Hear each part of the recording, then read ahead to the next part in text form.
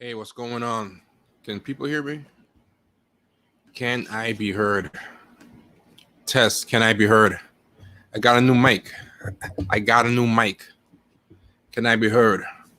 I got a new mic. How's everybody doing?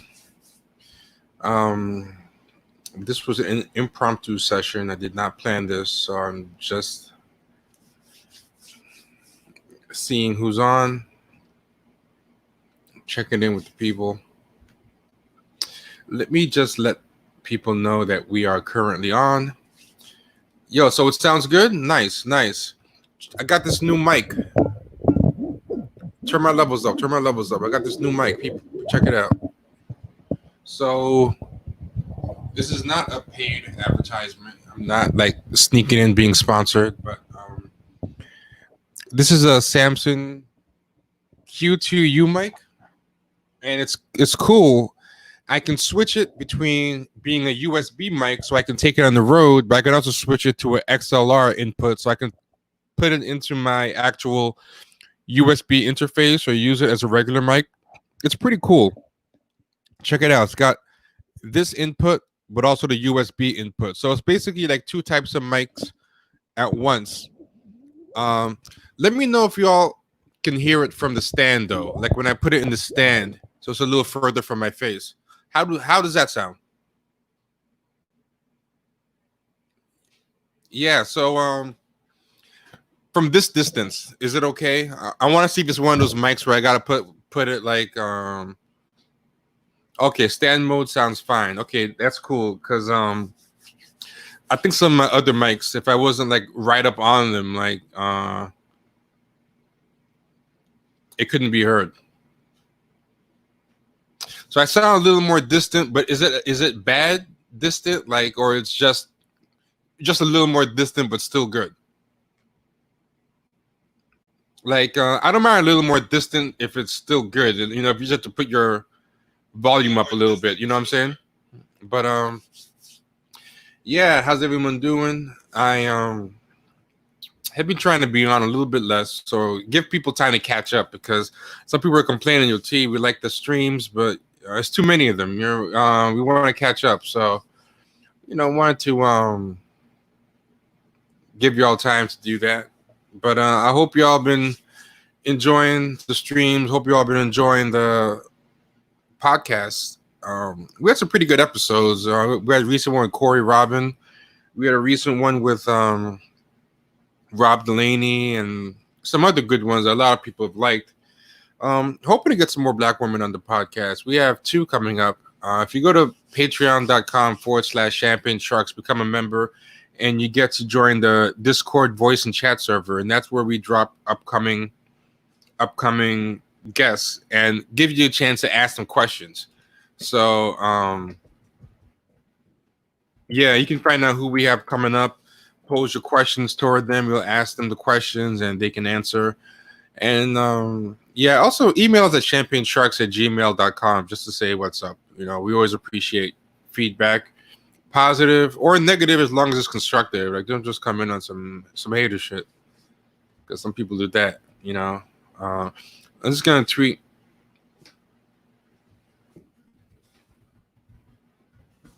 I'm gonna tweet right now that we're live on YouTube, live streaming.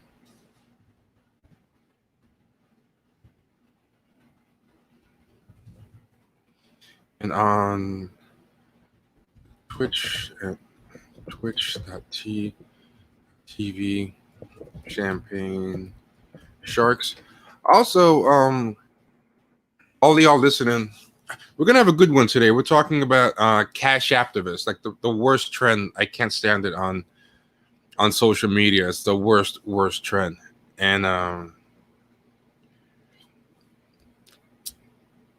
it's emotionally distant. It's funny. Yeah. It's a horrible trend, man. It's weird how many people are cool with it. It's so normalized now, the whole Cashapptivist thing, where people just keep dropping the Cash App for everything. Like, I've seen people try to yell at white people for saying things that they think are racist that really aren't racist, and then hit them with, if you want to make this right, donate to some activists, and they hit them with a thread full of cash apps. And it's like, what kind of weird extortion shit is that? You know? Yeah, left hand stew. Yeah, I was the one that's gonna do that.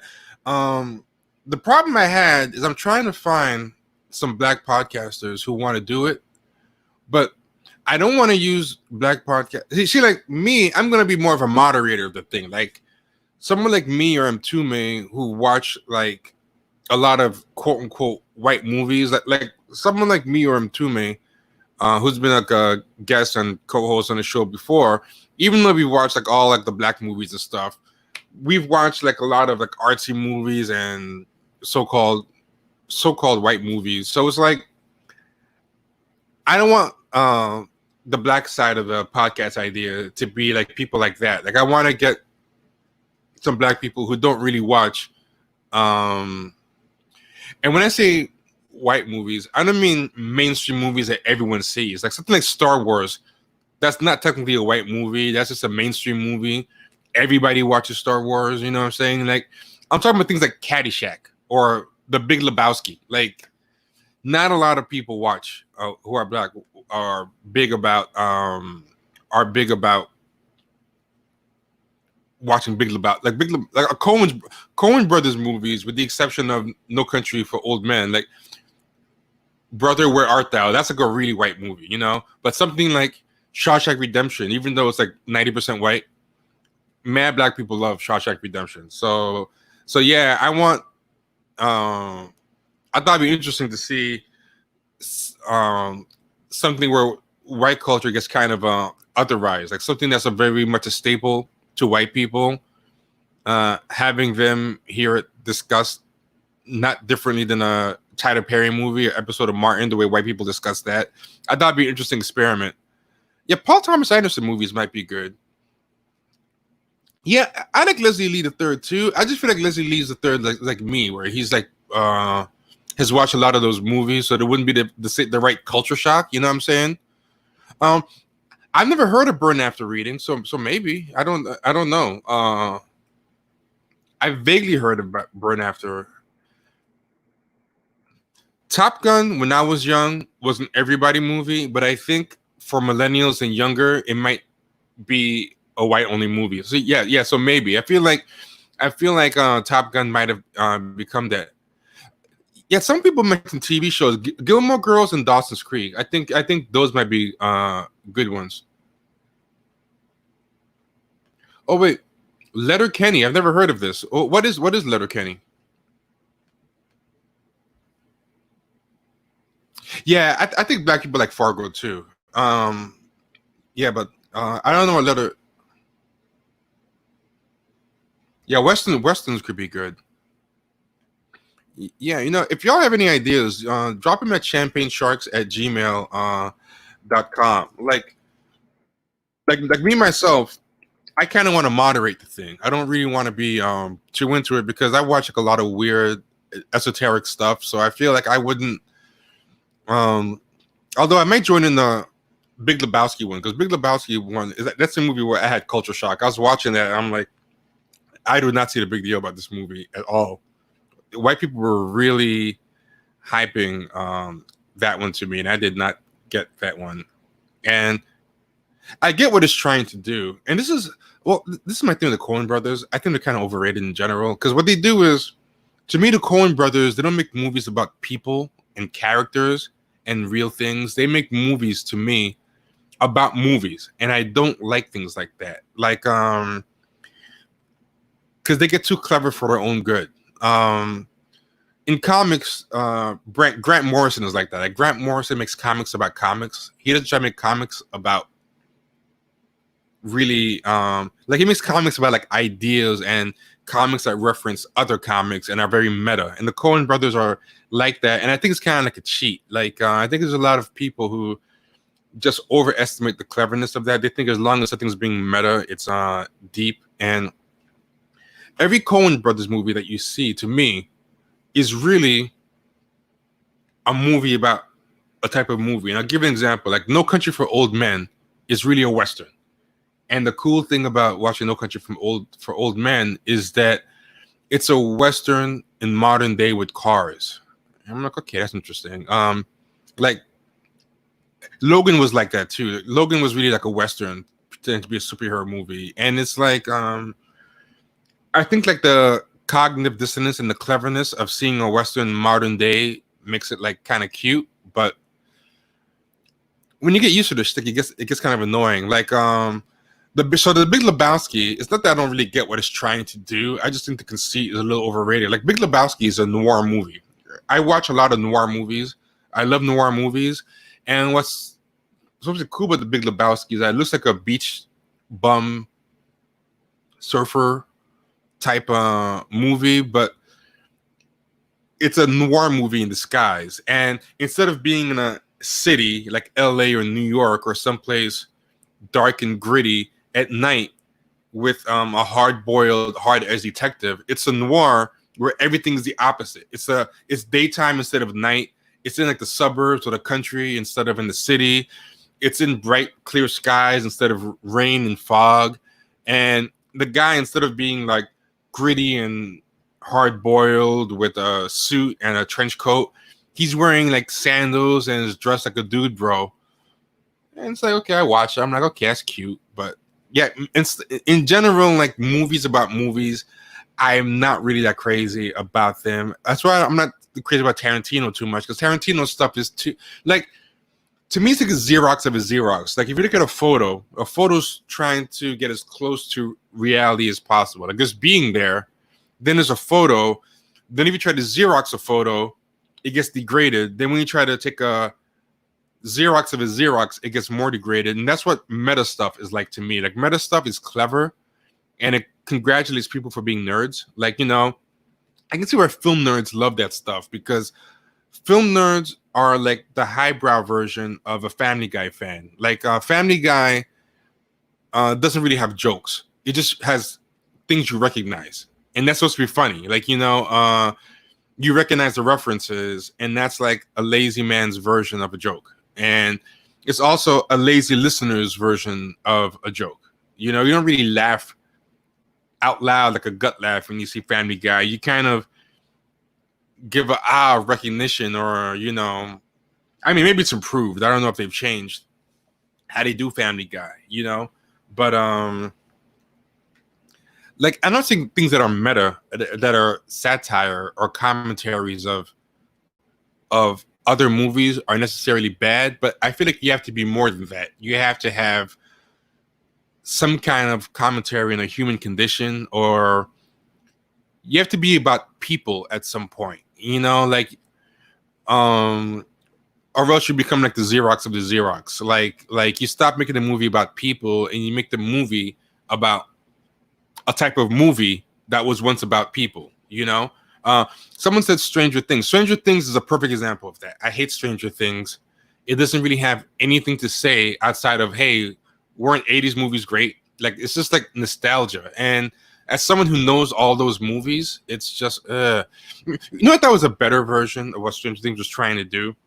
And people think I'm crazy about this, but the Aquaman movie. I love the Aquaman movie because the guy was working in all his influences, but he was trying to tweak them and make them his own. It wasn't like a deep movie at all, but James Wan had at least an interesting visual sense or some kind of idea, you know? Like, the homages, it's like the old American Idol cliche, like, you did a cover, but you made it your own. I felt that Aquaman took all these things, like Raiders of the Lost Ark, John Carpenter, James Cameron, the underwater movie he did. I forgot what it was called, The Abyss, Star Wars, all this stuff, and he made them into a style that cohered. Whereas Stranger Things is like a salad. Like, it's just a bunch of ingredients that don't really mix together, you know? Yeah. I haven't seen Family Guy recently. I have no idea what it's like. Maybe it's Maybe it's better. I don't know. Quick house cleaning before we get started. Comment, like, subscribe. Always enjoy when y'all do that. It helps the algorithm. Just hit a quick like. Definitely do that. Like, comment, share, subscribe. Go also share in social medias if you want. Like, go on Twitter, tweet out a link to this. Let people know we're up in here. Go to Facebook. If you have Twitch, if you want to host this on your Twitch channel, by all means do, or share it somewhere. Yeah, but go on any of your social medias and do that. For people, also patreon.com/champagne sharks, $5 a month. You get a lot of perks. We've started the newsletters again, and we have a lot more. We're going to be hitting people with a lot of newsletters. We're going to have another one tomorrow. I had to figure out how to do the newsletters, so it took me a while to figure out how to do them consistently, like the actual how to work it, how to do the mailing list and everything. So basically, we have a huge backlog of articles and things to talk about because it took us so long to figure out the newsletters. So for the near future, there's going to be a lot of newsletters just to kind of get through the backlog. And once those are done, we're going to try to get them down to like once a month, something manageable. So if you sign up now, if you're interested in newsletters, there'll be a lot of newsletters. And we talk about a lot of different things and themes and things that are kind of thematically related to the show. Nobody really writes back about the newsletters. I have no idea if people like them or not, or what can be improved about them, what you like, what you don't like, if you want them longer, you want them shorter. I'm assuming if I don't hear anything back that's bad, I'm assuming that's good. You know what I'm saying? Also, we have super chat available now. So that basically means if you want to donate to us, you can donate to us. So definitely hit up the super chat. You can do super chat or super stickers. So that makes your comment highlighted and stand out. So if you want your comment to really pop, you can do that. But it helps us with stuff like, just so you know, I'm not tricking off. Well, there's COVID, so I couldn't if I wanted to. But I'm not tricking off any of your money at the strip club. We're doing anything crazy. We're doing stuff like, you see this ring light, things like that to kind of make things look better. This new mic, I'm trying to get multiple mics, because what we're going to start doing is we want to start having people in person. And I'm thinking about doing like live streams where like it's 3 or 4 people in person. So we're getting like multiple mics. So anything y'all donate, it gets reinvested back into the show, So so by all means, do the this is fair. Family Guy doesn't think they're doing something profound, but what I don't like about them is that they think they're saying something edgy. Like, well, at least they used to. I haven't seen it in the 2000s, but they remind me of that 2000s throwback where there was a type of edginess where it's like, oh, I'm so edgy. I'm not racist. I'm not sexist because I make fun of everybody, But when you really look at it, they don't really make fun of everybody. They pretend they do, like the 2000s was a funny time. And what I say to people is the 2000s was a time where everybody thought, like, people talk about Francis Fukuyama and the end of history and how misguided he was. But I do think Francis Fukuyama's mistake wasn't unique to him. I think it was a cultural thing where people really thought it was the end of everything. It was the end of racism. It was the end of sexism. As far as real major forces, it still existed to a little degree as far as etiquette and whatever, but for the most part, it was redneck truckers with hoods on and frat boys who date rape every day, or like stuff like that. Like that was like sexism. It was like this caricatured version. So kind of what happened was. Yeah, I'm doing my Drake. I'm getting my Drake on.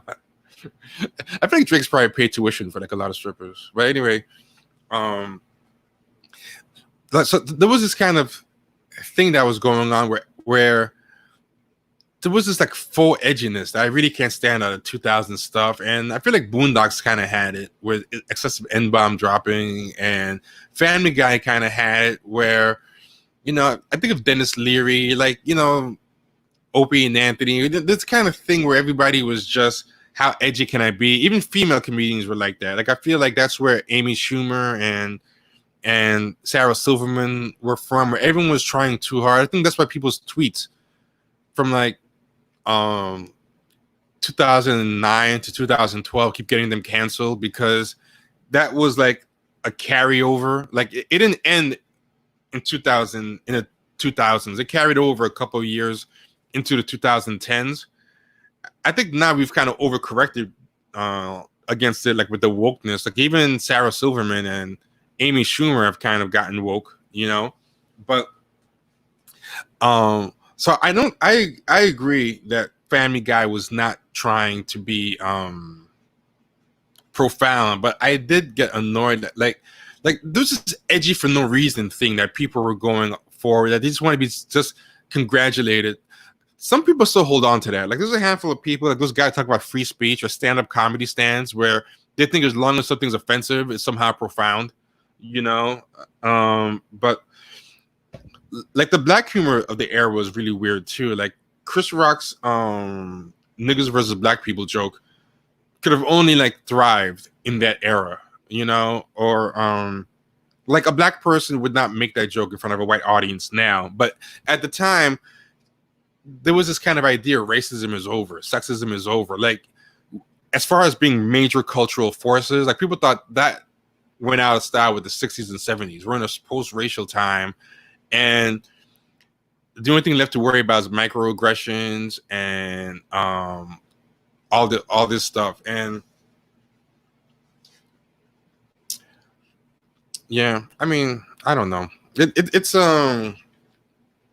like Chappelle show. I wouldn't give Chappelle credit on this. I think Chappelle show, he bought into that conceit himself as well, but then he realized at some point, oh wait a minute, there's something real here, and it's visceral and it's primal, and I'm tapping into something nasty. This is not just everybody having fun laughing at everybody. They're not laughing at the black stuff the way I'm laughing at the black stuff, you know. I wouldn't say it started with Obama, but it definitely peaked with Obama. Like Chris Rock's joke was pre-Obama. Chris Rock's niggas versus black people joke, I think it might have been like late 90s. Like none of this stuff happens overnight. There's always like a proto-typical version or a build-up to the peak. But I do think it peaked with Obama for sure. I definitely think it peaked with Obama for sure. Like, but what's funny is I also think Obama was also what kind of undid it unintentionally, because I know for me, to a certain degree, I used to kind of buy into that until when Obama came around and I saw how racist people were to Obama, and me just looking with common sense, I was like, this guy is the most non-radical guy that there is. And I'm like, if this guy is exciting this much racism, and this guy is basically a white guy with a black dad, you know, like he's the most not rock the boat guy at all. Like I think ironically, Obama, along with the whole Black Lives Matter thing, Obama unintentionally, but just by being himself and a lightning rod to racism, like it kind of made me realize, okay, if they can't get along with Obama, there's no way this is post-racist, you know.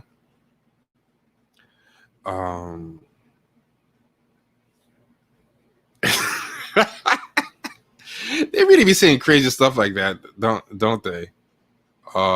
Yeah, that's really true. I haven't been looking at the comments. Let me see what y'all been saying. If y'all been acting up, if I gotta ban anybody. Yeah, but yeah, perfect. I can give you exact. Like, if you look at, this is a clip that came out of Chris Rock letting not Jerry Seinfeld. Jerry Seinfeld abstained. He was smart. But letting Louis C.K. and the other guy, Ricky Gervais, say the N-word and stuff. And a lot of people are getting mad at him, but I kind of understood it in that by today's standards, that looks really bad. And it's kind of weird because you're like, that wasn't that long ago. Was it even 10 years? But it's changed so much. Like 2012 might as well have been like a lifetime ago as far as the standards go. If you look, whenever someone gets canceled, it's always 2009 to 2012 tweets. Like, and when you look at it, you're like, what the hell was that person thinking? And Twitter was a weird place. Like, comedy was a weird place. If you look at like the jokes that Amy Schumer was getting away with, and now that they try to cancel her for, yeah, like you don't have to go back to like the 70s, 80s, 90s to cancel people anymore. You know, like 7 years ago was a whole different universe. It's very bizarre, but like at the time, because it was like post-racial, you were supposed to just come back and make fun of the white guys or just laugh it off and, you know, say things like, I think Chris Rock was saying, oh, Louis C.K., you're the blackest black guy I know. And it was cool to give white people hood passes. Neil Brennan was always talking about, he was the co-creator of Chappelle's show, and he was talking about how they told him he was cool to say nigger, say the N-word.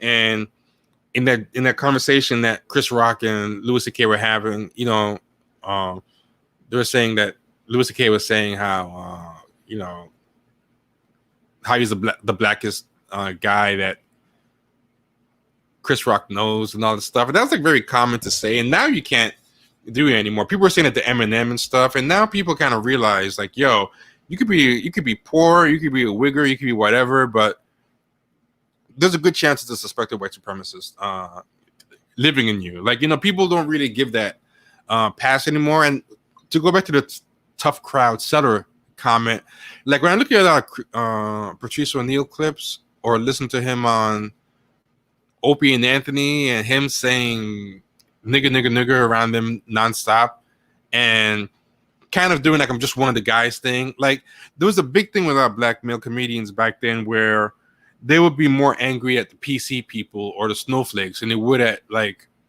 the Opie and Anthony types, because, you know, you had to be like a man, you had to be tough skin, you know. It was really, it was a different atmosphere. Like I always wonder if Patrice O'Neal lived, like what would he have turned into? I think he would have turned into something different, but I also wonder how he would have dealt with the whole Anthony Cumia going full mask off. Like that's a perfect example of falling into the whole post-racial thing. So many of the people who you were supposed to just kind of laugh off for being post-racial ended up being, I think that's nothing that changed a lot of people. Like Gavin McInnes, his racism was supposed to be ironic. Like the whole ironic racism thing. Almost every ironic racist has turned out to just be a full-blown racist post-Obama, you know? Yeah, so I don't know.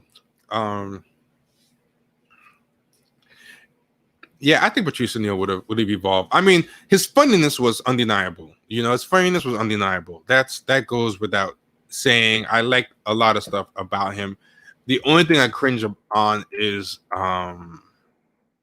he got so much smoke for so many people, but that subtle type of white guy type of thing, like he was okay with, and I found that like I wasn't that crazy about it. But at the same time, that was the era. Like it was cool. Like I'm telling you, a lot of people thought I was really hard in the Boondocks when I said Boondocks doesn't age well, and it's really about like there's a lot of minstrelsy in the Boondocks, and a lot of it is like giving white people a license to laugh at racist humor and to get a vicarious thrill through the N-word. And a lot of people are being very defensive toward me. But then I got a lot of DMs in like the months and years since, and a lot of people were saying, yo, I was rewatching the Boondocks, and I'm like, yo, my bad, you were right.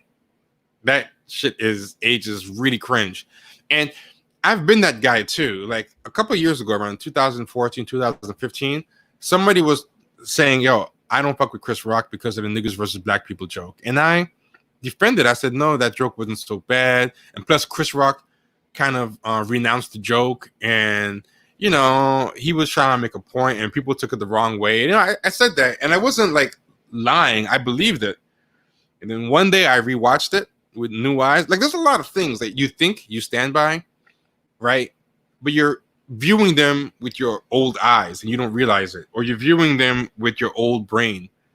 So you really believe the shit you're saying. I started realizing when a lot of people fight with me about stuff,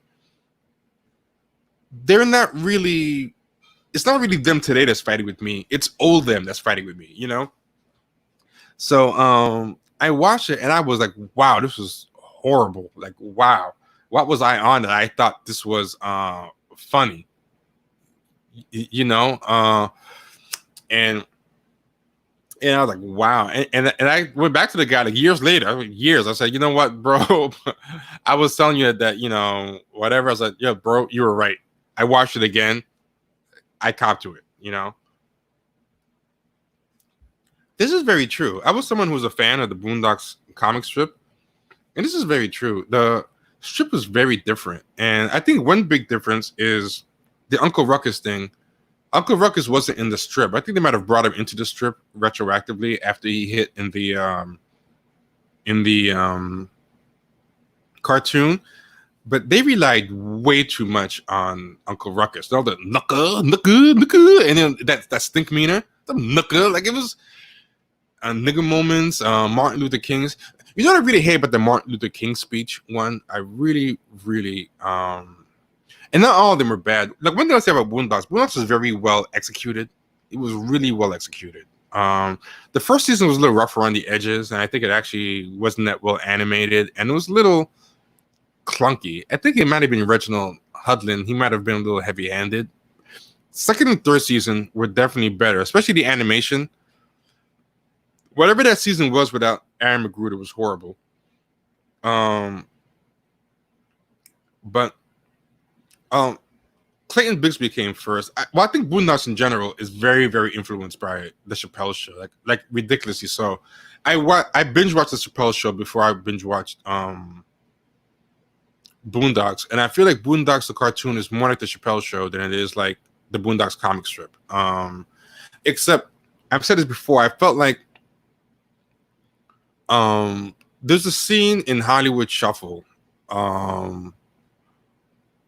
where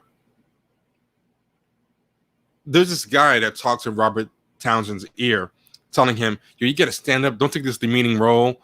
And he gasses him up not to take the demeaning role. And then Robert Townsend listens, and he doesn't do it, and he stands up to the white producers. And when he stands up to the white producers, he's like, you know what? This is demeaning.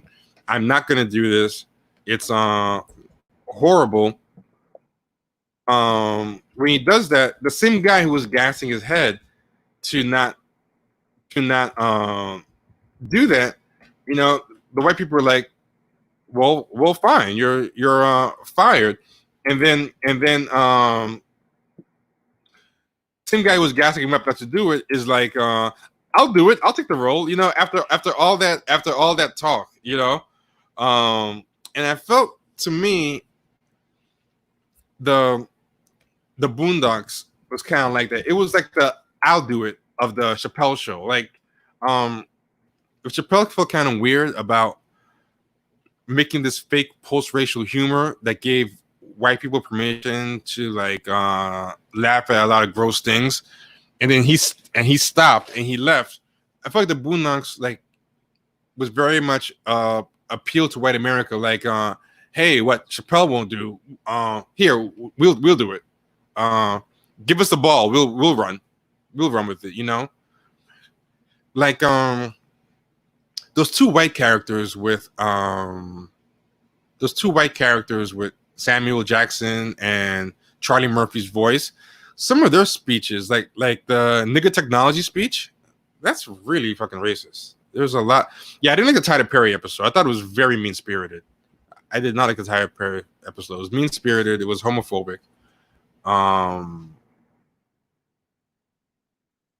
Yeah, I did not like the. Hold on, this is different.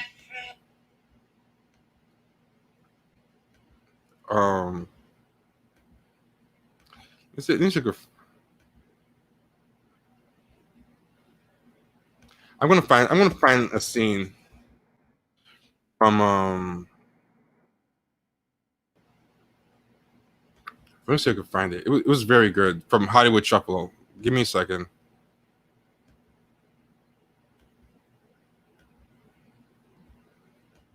gotta change. Look, this is work. Shit, this work on the poster. Get him off the set. I want him off the set. Hold on. I'm gonna sure this is the right clip.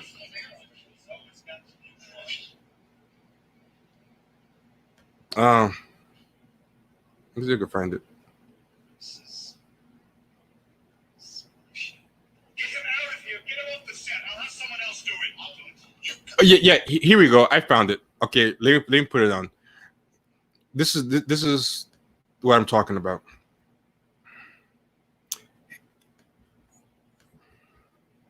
Check this out. But this is a great scene. I just realized my earphones aren't on. Hold on.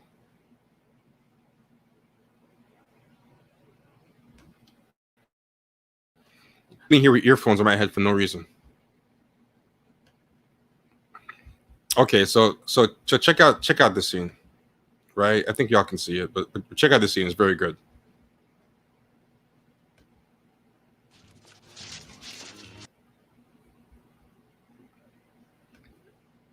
Actually, give me a second. I think the sound might not be on.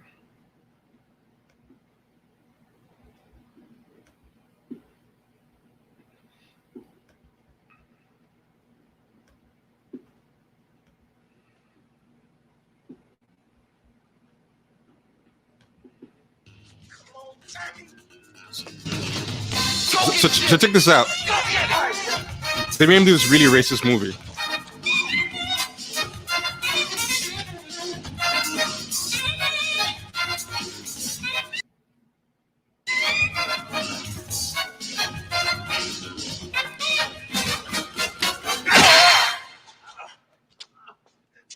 Johnny?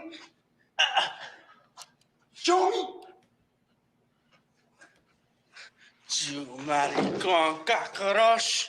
Johnny, you get him. Yeah, you're right. Gee, Johnny, you killed John. Yeah, you know I'm a bad dude, Jack. Gee, yeah. You better run before the police is gone. Jimmy, it's Jimmy. Now watch this. Jimmy, coño.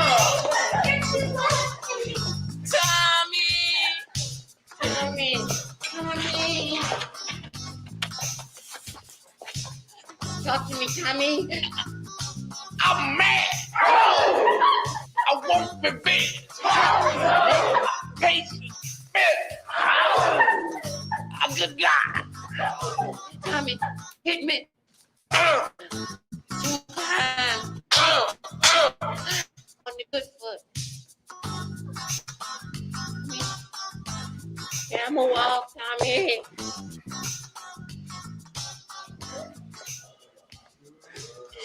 Afro.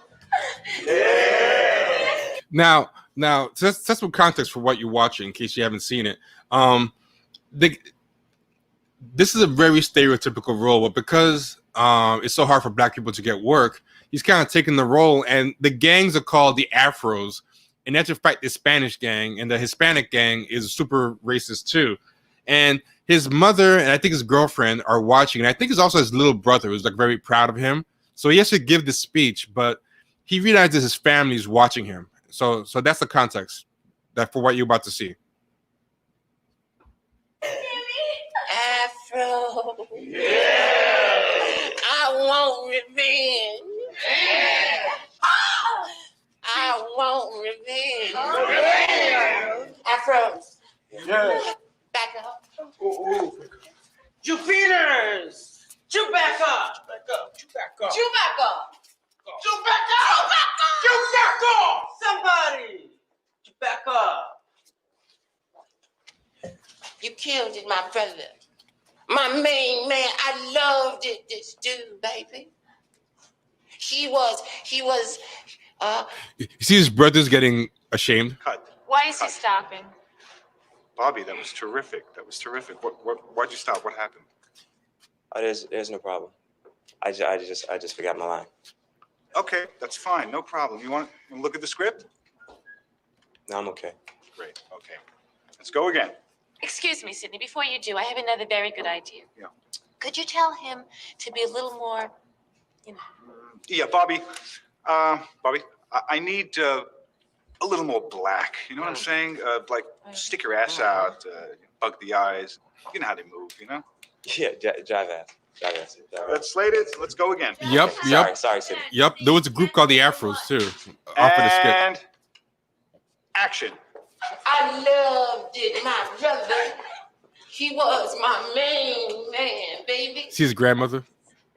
Yeah, baby, because I loved him, and he was my only brother. He was like my main man. I loved it. I loved it, my brother. Cut. Why is he stopping again? Why are you stopping?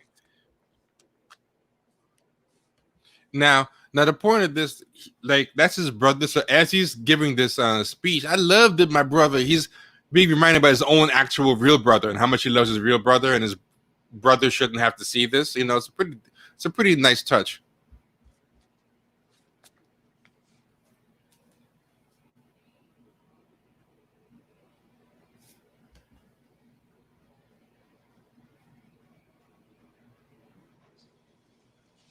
I can't do this. What do you say? So you can't do this. He said, "What do you say?" You can't do this. This is not the kind of acting I wanted to do. This is bullshit. Get him out of here. Get him off the set. I'll have someone else do it. I'll do it. You got it. now, the guy who raised his hand and said, "I'll do it." Right. What's funny is if you watch the movie, that guy was kind of gassing him up with, you know, "Hey brother, this is some bullshit. You know, I couldn't do that role. Like, you know, whatever." But he kind of gassed him to not take the role, gassed him up with all this racial pride. But he raised his hand first. Now, that scene kind of reminds me of Chappelle's show and the Boondocks. Like, I felt like Chappelle had that moment that Robert Townsend has, and this is like, yo, I can't do this. Like, people he loved, family and stuff.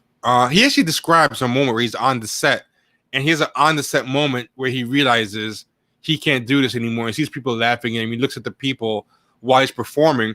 Like, what Chappelle describes is very much like this. And I felt like the guy who raised his hand and was like, "I'll do it," I felt like that was like kind of like Aaron Magruder. Only difference is Aaron Magruder wasn't gassing him up to not do it or anything, you know. But I very much felt that. So I see, so Robert Townsend's like shocked because this is the guy that was kind of gassing him to have pride. You ain't shit. Oh, come on, you're blowing it for all of us. This has got to change. Look, this is work. Shit, there's work at the post office. Get him off the set. I want him off the set. Get him off the set. Get him out of here. It's always got to be one. So you see someone said, "There's always got to be one," like, you know, making a mess. But what's funny was a lot of black people were coming at Chappelle the same way. You saw those people on the set were like, "Come on, you're messing it up. You're not having people who kill for your position, you know, all this stuff." This is a great point. The fact that they replaced Chappelle with Minor Mencia clearly shows what white people are getting from Dave's comedy. But I'll also say the fact that Boondocks kind of took its place in the cultural zeitgeist, because at least Minor Mencia failed, Boondocks succeeded. So I feel like Boondocks really showed what they were getting out of it. Because I think you needed some legit talent too, you know? And I felt Mencia kind of didn't really have that part down, you know? Let's see. Mario Lewis, you have to tell me. I don't know. It's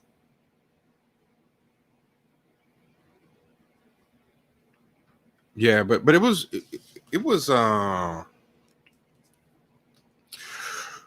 whew, how many people we have in here? 68 people.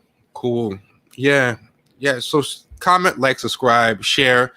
Let's get a couple more people in here. Share this on your Twitter timelines. Tell them we're going to talk about Cashapptivists. Tell them we're going to talk about a bunch of cool stuff. We're gonna talk about more activists too.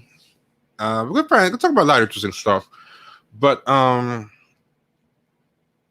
let's get started. I got like a list of stuff that I want to talk about.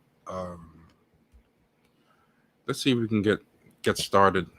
Give me.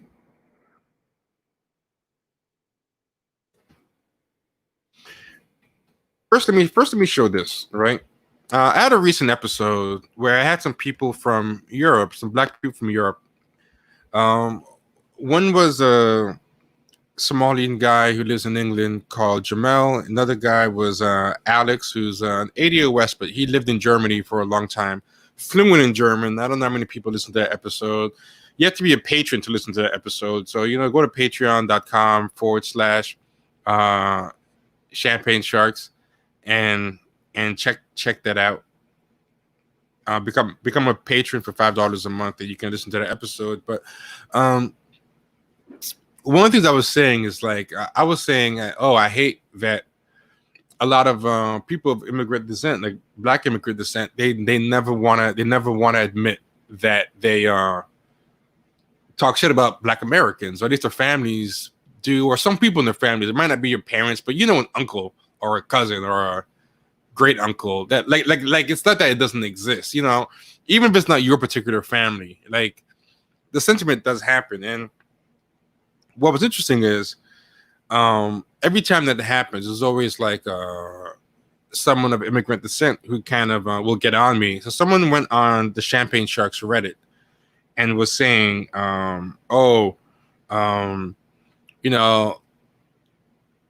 the stories they were telling were true, and LOL, tease, exaggerating and making stuff up. And then the guy accused me of wanting to being an ADOS wannabe, like saying like I wanted to be ADOS for saying that. And he said two things that are very interesting. They were contradictory, and it was kind of funny because this guy's comment proved everything we were saying. Because what I was saying in the thing was that a lot of people of black immigrant descent get very defensive when you bring this up, and they try to gaslight you that it doesn't happen, and they get really mad at other people of immigrant descent who will say that shaming or shit talking of black Americans happens. And sure enough, this whole Reddit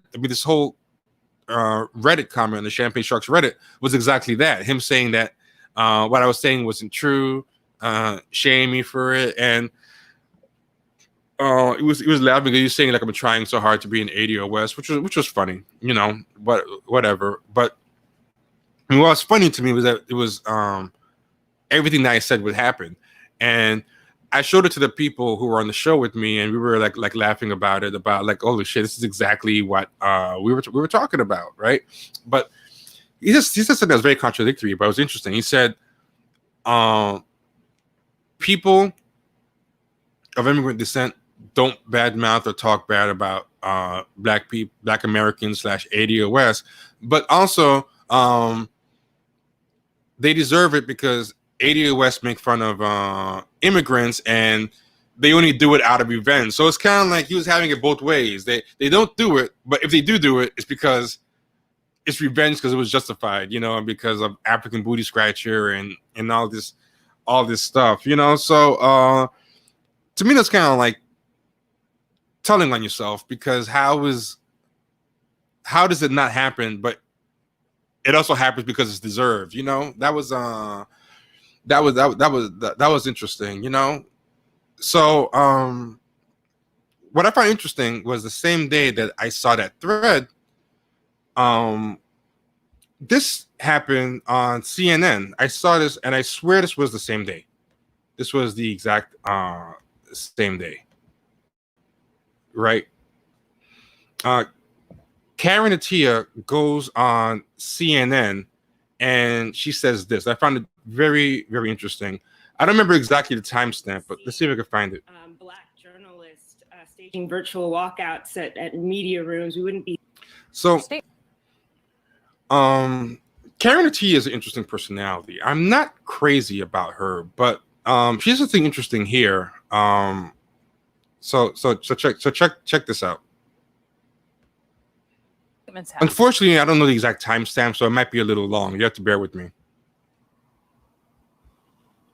I mean, you just look around us that we're having a systemic reckoning. If systemic racism didn't exist, we wouldn't be seeing what we're seeing across all sectors. We wouldn't be seeing monuments coming down. We wouldn't be seeing Black journalists staging virtual walkouts at media rooms. We wouldn't be seeing these resignations of heads of companies who are acknowledging that their companies have participated in the silencing, inequality, discrimination. So, you know, I mean, they've got jobs to do. They've got jobs to pretend that this problem doesn't exist. And, you know, it's quite rich coming from them, considering the Trump administration was, you know, I'm going to jump ahead because I think it's a little bit further ahead. It might be closer to the end. Let me jump ahead a little bit. More about this. And, you know, we're really 2 weeks from a couple weeks now out from this moment. So you're in the middle of history, right? But what do you think it is going to tell us looking back on it? Now, one thing, I'm not crazy about her being asked to do this segment, but I'll explain why later. You know, in the midst of all the protests and, you know, these systemic reckonings, at the end of the day, a man lost his life. A man was killed in front of our eyes, and his funeral was just 2 days ago. And we saw the family of George Floyd opening their pain up to us. And that is almost the exact play that Emmett Till's mother did in 1955, when her 14-year-old son was falsely accused of whistling at a white woman and was beaten and lynched and thrown into a river. And so the fact that, you know, I got a lot of pushback saying, how dare you compare, you know, George Floyd and his record to Emmett Till? Look, at the end of the day, Emmett Till sparked the civil rights movement. It shocked the world. George Floyd's video, his murder, I'm sorry. This all and shocked. Let me go forward. This is a historically monumental time that we're living in, and hopefully, you know, this is it seems like it's still just getting started. And Karen, you open your heart in this as well, because you start out your piece talking about your dad. Oh, here we go. Who immigrated here from Ghana nearly 50 years ago. How you had never seen him cry until now. Tell us about the moment and why you decided to share it. Yeah, my father just lost his best friend a couple of weeks ago, and I'd imagine, you know, if he were here, he'd be discussing what's happening, you know, in the country with his friend, my Uncle David. You know, I think it's not just, you know, white people having to kind of deal with this reckoning and a facing of the truth of who America is and has been. It's also immigrants. I mean, I grew up hearing, you know, if you just work hard, if you just speak a certain way, if you just have the right degrees, if you're just kind of, you know, distance yourself in a way from Black Americans, you'll be safe, you'll be fine. Just love everybody. And I think this is for the first time where my parents are speaking very openly about the racism they've experienced, and it's sad, it's tragic, but I think at the end of the day, they're also they're hopeful that, you know, there can be change. But again, gone is this belief that if you just come here and succeed, that you're immune from America's anti-Blackness. So, yeah, I mean, she got a lot of grief. She got a lot of grief for that. She got a lot of grief for saying that. And a lot of ADO West gave her a lot of grief for saying that. And I thought they shouldn't give her a lot of grief for saying that, because I think by giving her a lot of grief for saying that, they kind of take away the space for her to say that. I think it's like, I like that she said that, you know? I like that she said that, you know, and she said, yeah, she said exactly what I was saying. Like, so it was kind of interesting because the comment was like saying that I was lying, but then she said the same thing. She's not, and someone else in the comments said not completely wrong, you know. So Pierre McQuart said, "God damn, you're Haitian." yeah, that's the point. That's why I know. I don't understand that comment. Like, I don't see how that would hurt what I'm saying. Like, that's exactly why I would know. That's why the fact that she's Ghanaian makes her comment more authoritative. I don't know if the fact that I'm Haitian means I'm not supposed to say it. I guess that's kind of the point. Like, this comment is very interesting. Like you're Haitian. That's what I'm talking about. Like, what does that have to do with anything? If something is true, then it's true. Pyramid Quartz said, read my other comments. Okay, you are trying to get hard in this ADOS train shit. So is it a lie or is it not a lie? Because if it's not a lie, then it doesn't matter. And if it is a lie, like, see, this is kind of what I'm kind of talking about. Like, it's like, if you say it, like, you know what this is like? This is like if a white guy says something about racism, and then you say, like, he's a nigger lover. Like, what is the fact? Like, to me, there's a sense of like betrayal in it. To me, it's like, it's either true or if it's not. If it is true, then it doesn't matter if I'm Haitian or American. If it is not true, then again, it doesn't matter if I'm Haitian or American. You know, like, why does she have to lie about this? So yeah, it's kind of interesting. Like this, the fact that me being Haitian is supposed to change my answer, I find very interesting. Like, I don't understand. Well, I don't know. No, I mean, Pyramid Quartz is qualified to say whatever he wants. Like, he can say whatever he wants. But yeah, I found it. Well, if he's being sarcastic or serious, let him say it. But what I think is interesting is, like, she said the same thing, and like, what reason does she have to not say it? But it is interesting. Like, she's on here to talk about this topic, and it's interesting because she's had some really weird articles. And I'm gonna send one that she had.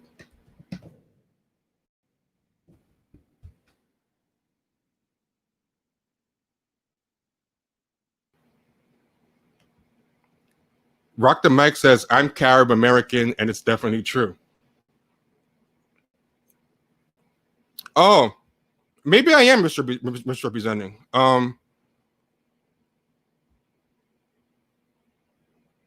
Yeah, Pyramid Quartz. If I'm misrepresenting, by all means, you can clarify. It's totally possible. It's totally possible.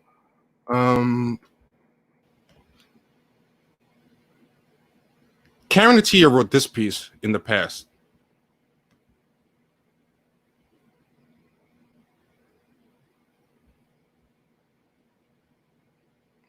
Terry Hines, what is everybody confused about?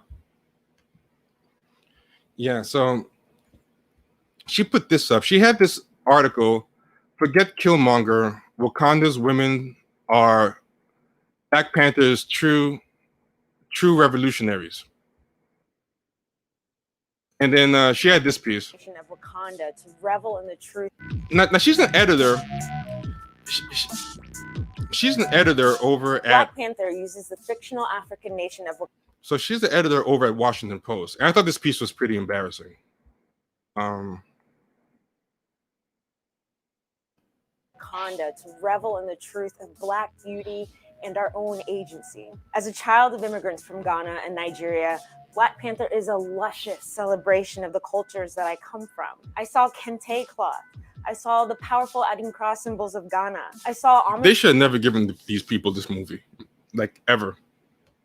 To rural African traditions coexisting perfectly with modernity, science, and advanced technology. And for my fellow Black women, those female guardians in charge of King T'Challa's security, it's not totally fictional. Read up on the Mino of the Dahomey Kingdom and what is now Benin.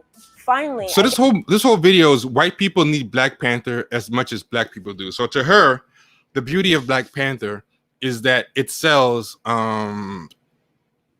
blackness, but particularly Africans, to white people, you know? So I'm not, this is a weird piece, but I get to see leading ladies who are dark skinned with natural hair. All this. Black Panther just makes me feel less invisible. It is an. Now what I wonder is like, what makes this different than like hoteps? Like people like her talk about hoteps, and hoteps are like considered kind of corny, whatever, kente cloth, the fist up, the Pan-Africanness, but for some reason this movie, because it's made by Marvel, has like all these blue checks talking like basic cosplay hoteps themselves. An unapologetically black film, and I am here for all of it.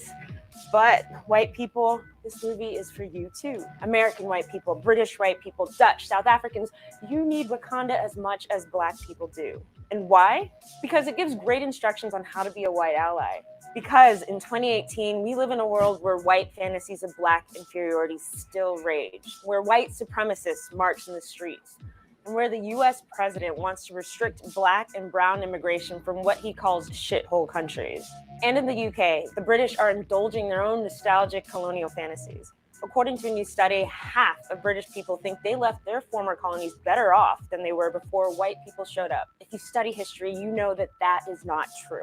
These are the legacies of powerful and destructive racial fantasies that have shaped our world. Black Panther serves to fight those fantasies with fantasy. It weaponizes the black imagination of a scientifically advanced black society, untouched by outside oppression, with technology powerful enough to either save or destroy the world. Now, what is the point of this? Like, why is this movie supposed to validate black people to white people? It's not even real. It's not even real Africa. Africa is filled with wealth and knowledge, but its lessons aren't respected, and the resources that produce. Like, this is a character made by white people in the first place, and it's a movie made by Marvel, and it's like the whole thing is kind of weird. But I'm going somewhere with this, so just be patient with me. Moved and sent to enrich other countries. This is not the case in Wakanda. Wakandans benefit from turning their own natural resources into powerful technologies. The director of Black Panther wanted to explore what it means to be African. But to me, the movie represents what it means to be black and free, what it means to walk in this world with a quiet confidence of power and royal privilege. Wakanda forever. Now, I found that whole thing strange. Like, I don't understand why this is the Washington Post. Jessica J, I don't think immigrants are this. Actually, to some degree, they are. Like, I think it depends, because you had Sidney Poitier, you had Harry Belafonte. There were a lot of. You had Marcus Garvey. There were a lot of. Malcolm X's mother was Caribbean. You had a lot of writers of Caribbean descent.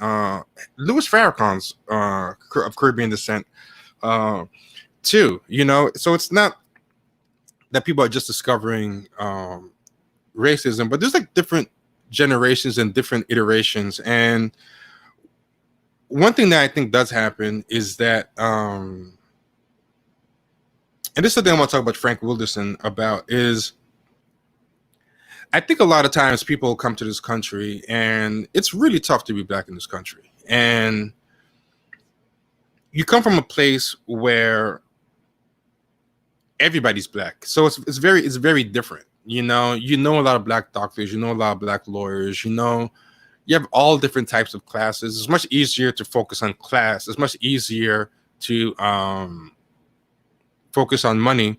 And this by all means is not something that represents everybody. Like somebody said this, I have not observed this. It was never said in my household. And that's true. It's not said in everybody's household. That's why I said earlier that this is not something that, is going to be in everybody's household or whatever. But there are a lot of people who just think if you just work hard, if you just do whatever, you can make it, because that's kind of what the American dream is sold to them as. And they also don't really have that upbringing and that background where everything is defined by your race, because where you are, everybody's black, so that kind of feeling like ingrained into you from birth that your color is going to hold you back it's not really there because there's no the otherizing isn't the same. So I think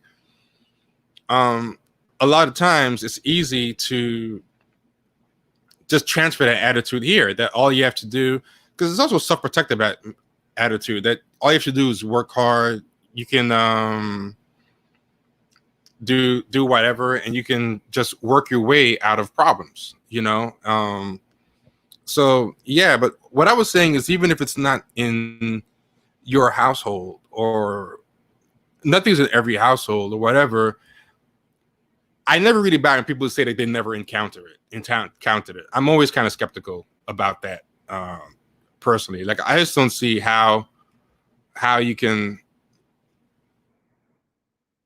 say you haven't seen it. That's just, I mean, you've seen like evidence over and over again online about how it happens.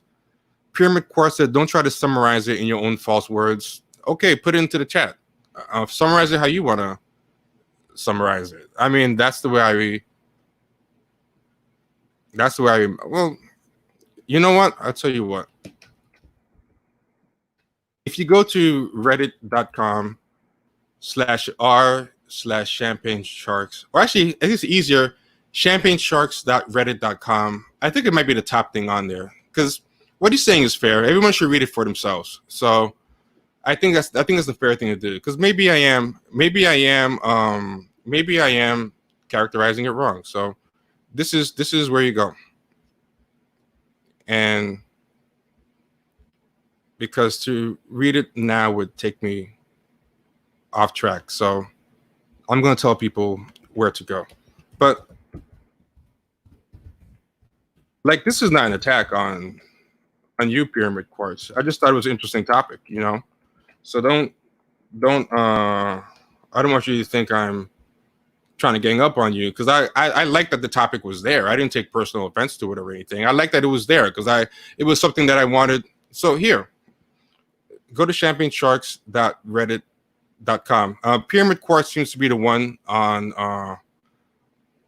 so people can read it. People can read it for themselves. But now you're demanding I stop and I read it. But I'm not going to stop and read it now, because I have something I'm going to talk about. But if time permits, if it means that much to you and you're still on it, then. But in the meantime, y'all can go over there. Okay, he says the Caribbeans and blacks versus African thing is lame. Okay, I agree. But I mean, whether it's lame or not, I don't understand. Like, I didn't say it was cool. I didn't say it's good that it's happening, you know. But we're talking about something that we think really does happen, you know. So it's kind of like how John Boyega said that he thinks that the whole division thing is lame, but when it came time to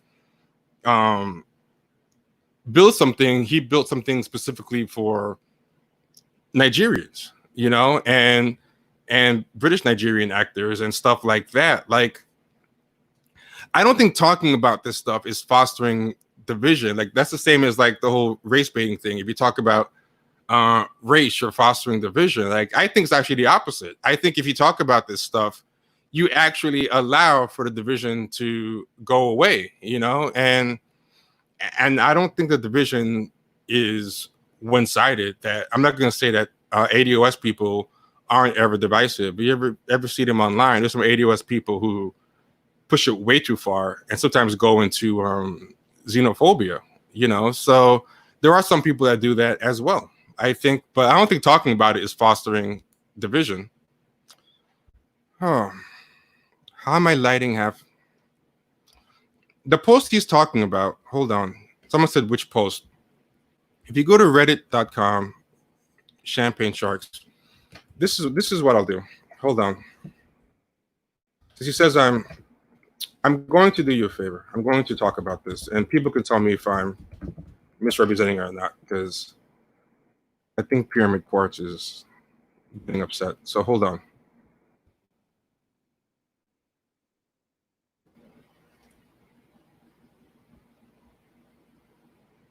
I'm on Champagne Sharks.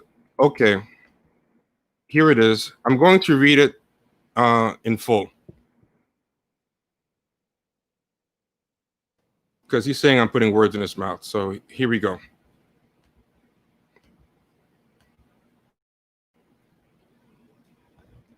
I had to roll my eyes at that story in the last podcast about the buff Nigerian drug dealer calling the black man the N-word. I'm not saying that anti-blackness doesn't exist in African communities, but it's so exaggerated and disingenuous the way it's represented. Anti-blackness and anti-African sentiment are both a thing in the black community. And to make it seem as if Africans are stealing black American culture is so fake and misrepresentative of what is reality. American black and hip-hop culture has contributions from the entire spectrum of black identity. Africans, Caribbeans, and Afro-Latinos all have a right to claim it.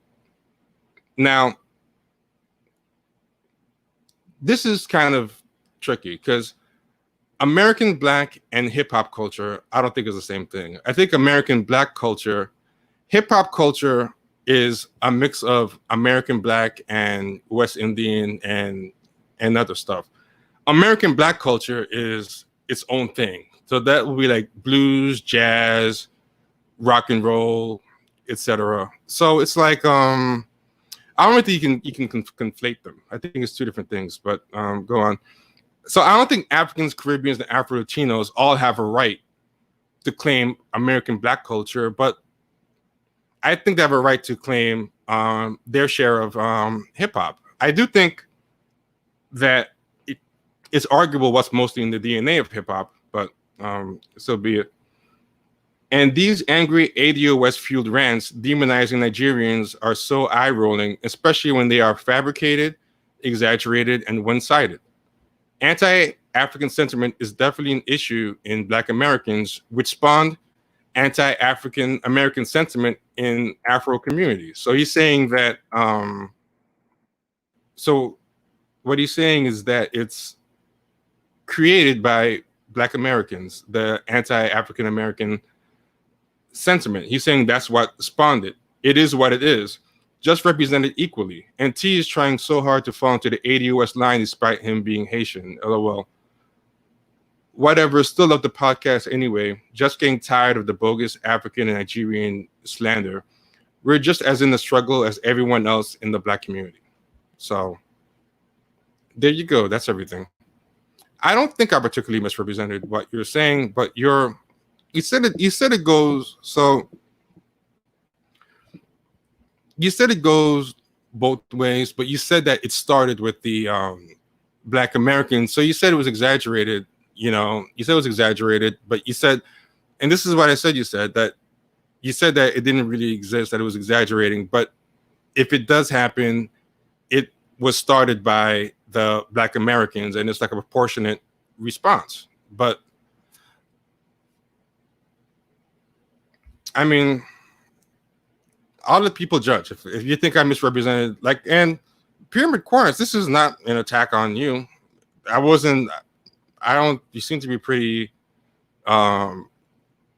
defensive about it, but it wasn't an attack on you. Like, you criticized the show, and I'm not taking it like offensive. I didn't come at you like rah rah rah. Oh, Pyramid Quartz, they're gonna lay the smackdown. You know what I'm saying? So it's like we're all adults, Yeah. So it's like to me, this is just conversations that we can have and not be defensive. But what I'm saying is, like, I didn't think that the story was like that far-fetched. I've seen and heard like a lot of things, and people can say what they want about ADOS. Like, I'm not going to just say that there is not anti-African or anti-immigrant sentiment, especially like lately. I think there's been some people who have latched onto the movement just to air out their anti-immigrant sentiment. But I mean, I think it's hard to deny that there is a strong counter Pan-African sentiment that I think a lot of American people are at the center of. Like, there's a reason why Marcus Garvey, if you read Marcus Garvey's biography, he said that it was very hard to get it popping in Jamaica, the Pan-African thing. But America had a lot of people who were looking for some kind of pipeline, some kind of conduit back to Africa, and he found it easier to get that sentiment in Africa, like Black America. So it's yeah. So I was trying to be fair with Pyramid Quartz, but it looks like he got upset. Yeah. So Pyramid Quartz, it's all love here. I'm not attacking you, and if you took it that way, I don't know what to say. But anyway, I did what you said. I read what you said back, so people can see it.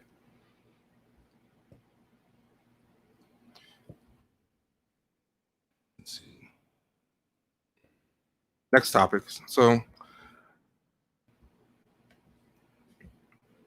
and look, I'll tell you something about this show and this podcast. I'm not the kind of person that throw stones or hide my hand, or take criticism like in a thin-skinned way. If you come at us with things you sincerely believe and you mean it to be constructive, like we'll talk about it. You know what I'm saying? Like,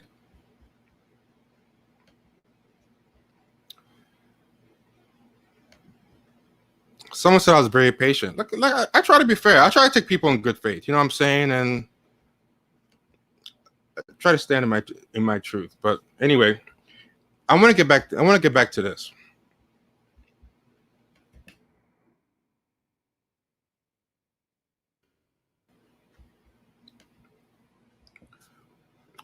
This is a piece that Karen Attiah wrote. So she says, most of the intellectually interesting and heated discussions about Black Panther have been about whether the film's representations of Black liberation, internationalism, and imperialism are empowering or regressive.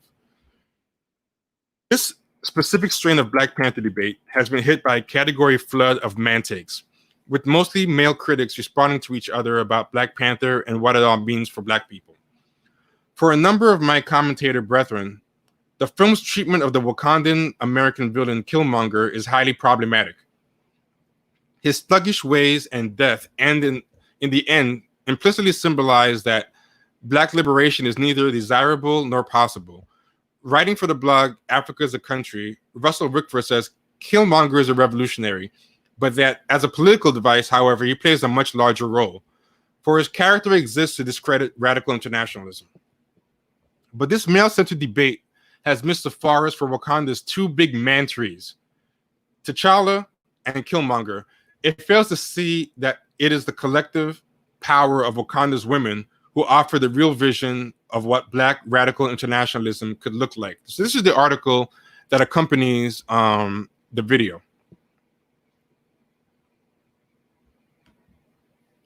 Let's see. She goes, as a Black woman and the daughter of West African immigrants, the most tragic and scary part about Killmonger and his imperialist vision is that he does not hesitate to sacrifice Black women in the pursuit of it. So then he gives a bunch of examples of what he did that was wrong. And then she adds this: Killmonger would likely try to kill me or any woman who dared to question or critique him. And this is what's weird. Killmonger is not real, and you are. Why are you inserting Killmonger? Why are you setting yourself into a sense of a Killmonger like you both are real people? So what I find interesting in this, and this is kind of like what she was doing in the video, is that she's talking to white people about Wakanda as if it's a real representation of Africa. Like, there's a way in which these people in media now where fantasy and reality are really kind of blurred. I don't know what's wrong with media types, but then, like, this is both a movie review as well as but also a review of real life. And what she's doing is, a lot of these people insert themselves into everything, or they view everything as a commentary of themselves. So basically they can't enjoy anything if they can't do self-insertion, and they can't enjoy anything unless they could find a way to squeeze themselves into the narrative. So she has to put, like, as a woman, as a daughter of West African immigrants and stuff. So in the video, she brought up colorism. So she brings up like the dark skin thing. So anyway, she goes, his rage, selfishness, and misogyny ensure he would likely be an authoritarian despot who would try to cling to power for life and squander Wakanda's human and natural resources. Now, again, Wakanda's not real.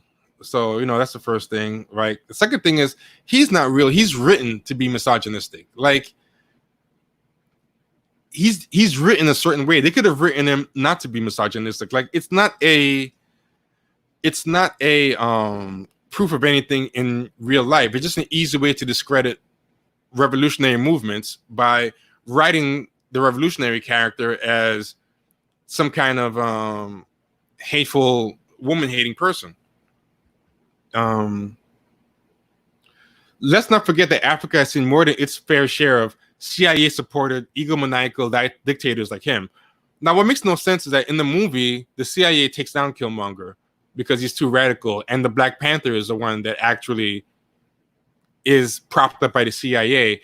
Black Panther actually rightfully loses his claim to the throne, like rightfully, like not even like he cheated. Killmonger didn't cheat. Black Panther lost fair and square, and the CIA preferred Black Panther there, and the CIA helped to put Black Panther back. So it's kind of weird that she kind of says she likens him to Africa's CIA-supported egomaniacal dictators, because besides the only character Killmonger frees in the film is a white man, the South African arms leader Ulysses Claw, who thinks that Wakandans are savages. Now, what makes no sense about that is Killmonger is going to free the whole diaspora of Black people, but Black Panther, the hero, stopped him. So the whole reason why that was all that that was the only thing that he freed was because the hero stopped him from freeing anybody else. So that's kind of ridiculous. Somebody could say in reverse, the only people that the Wakandans helped, the only outsiders the Wakandans helped were the white people. If you want to think about it like that, they didn't want to help the Black people in Oakland. The king, the original king, killed his brother, Killmonger's father, for daring to try to help the Black people in Oakland. They didn't help the other Black people who were being enslaved all in Africa. They just kept quiet with their vibranium under a rock, and let every place else in West Africa get enslaved and colonized. It wasn't until the end that they opened up like some kind of coding school for kids. Now,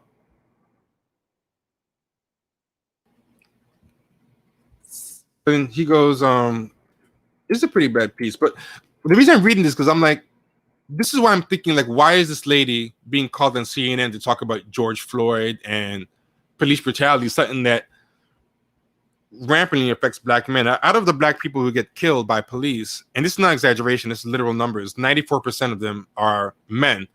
So it's like, when you read an article like this, where most of it is you identifying as an African, right? And then saying horrible things about the only Black American male character in the movie, I find it kind of weird, right? But she goes, I find it tragic that so many would want to champion Killmonger at the expense of Black women, but perhaps it's not surprising. After all, we cannot ignore that Black women suffer just as much from sexism and violence at the hands of Black men as we do from the racism of white society. So this woman is saying that Black women suffer just as much at the hands of Black men as they do from white society, and that Black men are warmongers, they're killers, they're violent, and they are murderous, especially to Black women. Now, how is this really different than what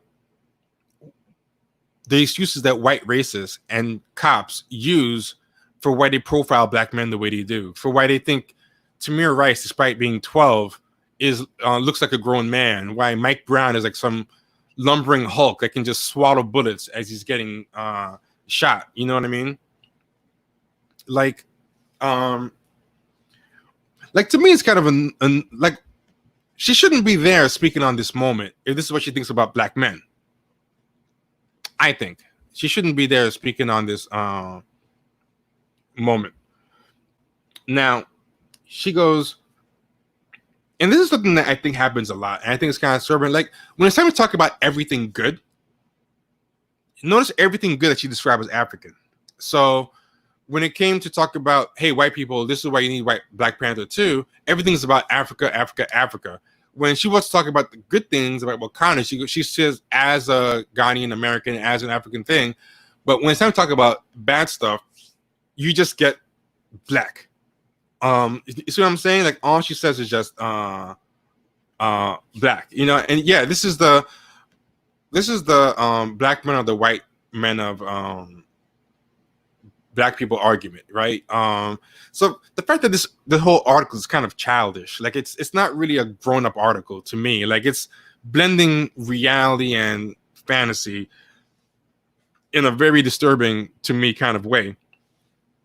But then the agenda in this is like horrible, especially for something that's clearly, if the video on this page is made for white people, and she explicitly says in the video, let's go back to the top of it. The video is called "White People Need Black Panther as Much as Black People Do," and if you look at all the explaining in this article, this is clearly not made for black readers. This is made for white people.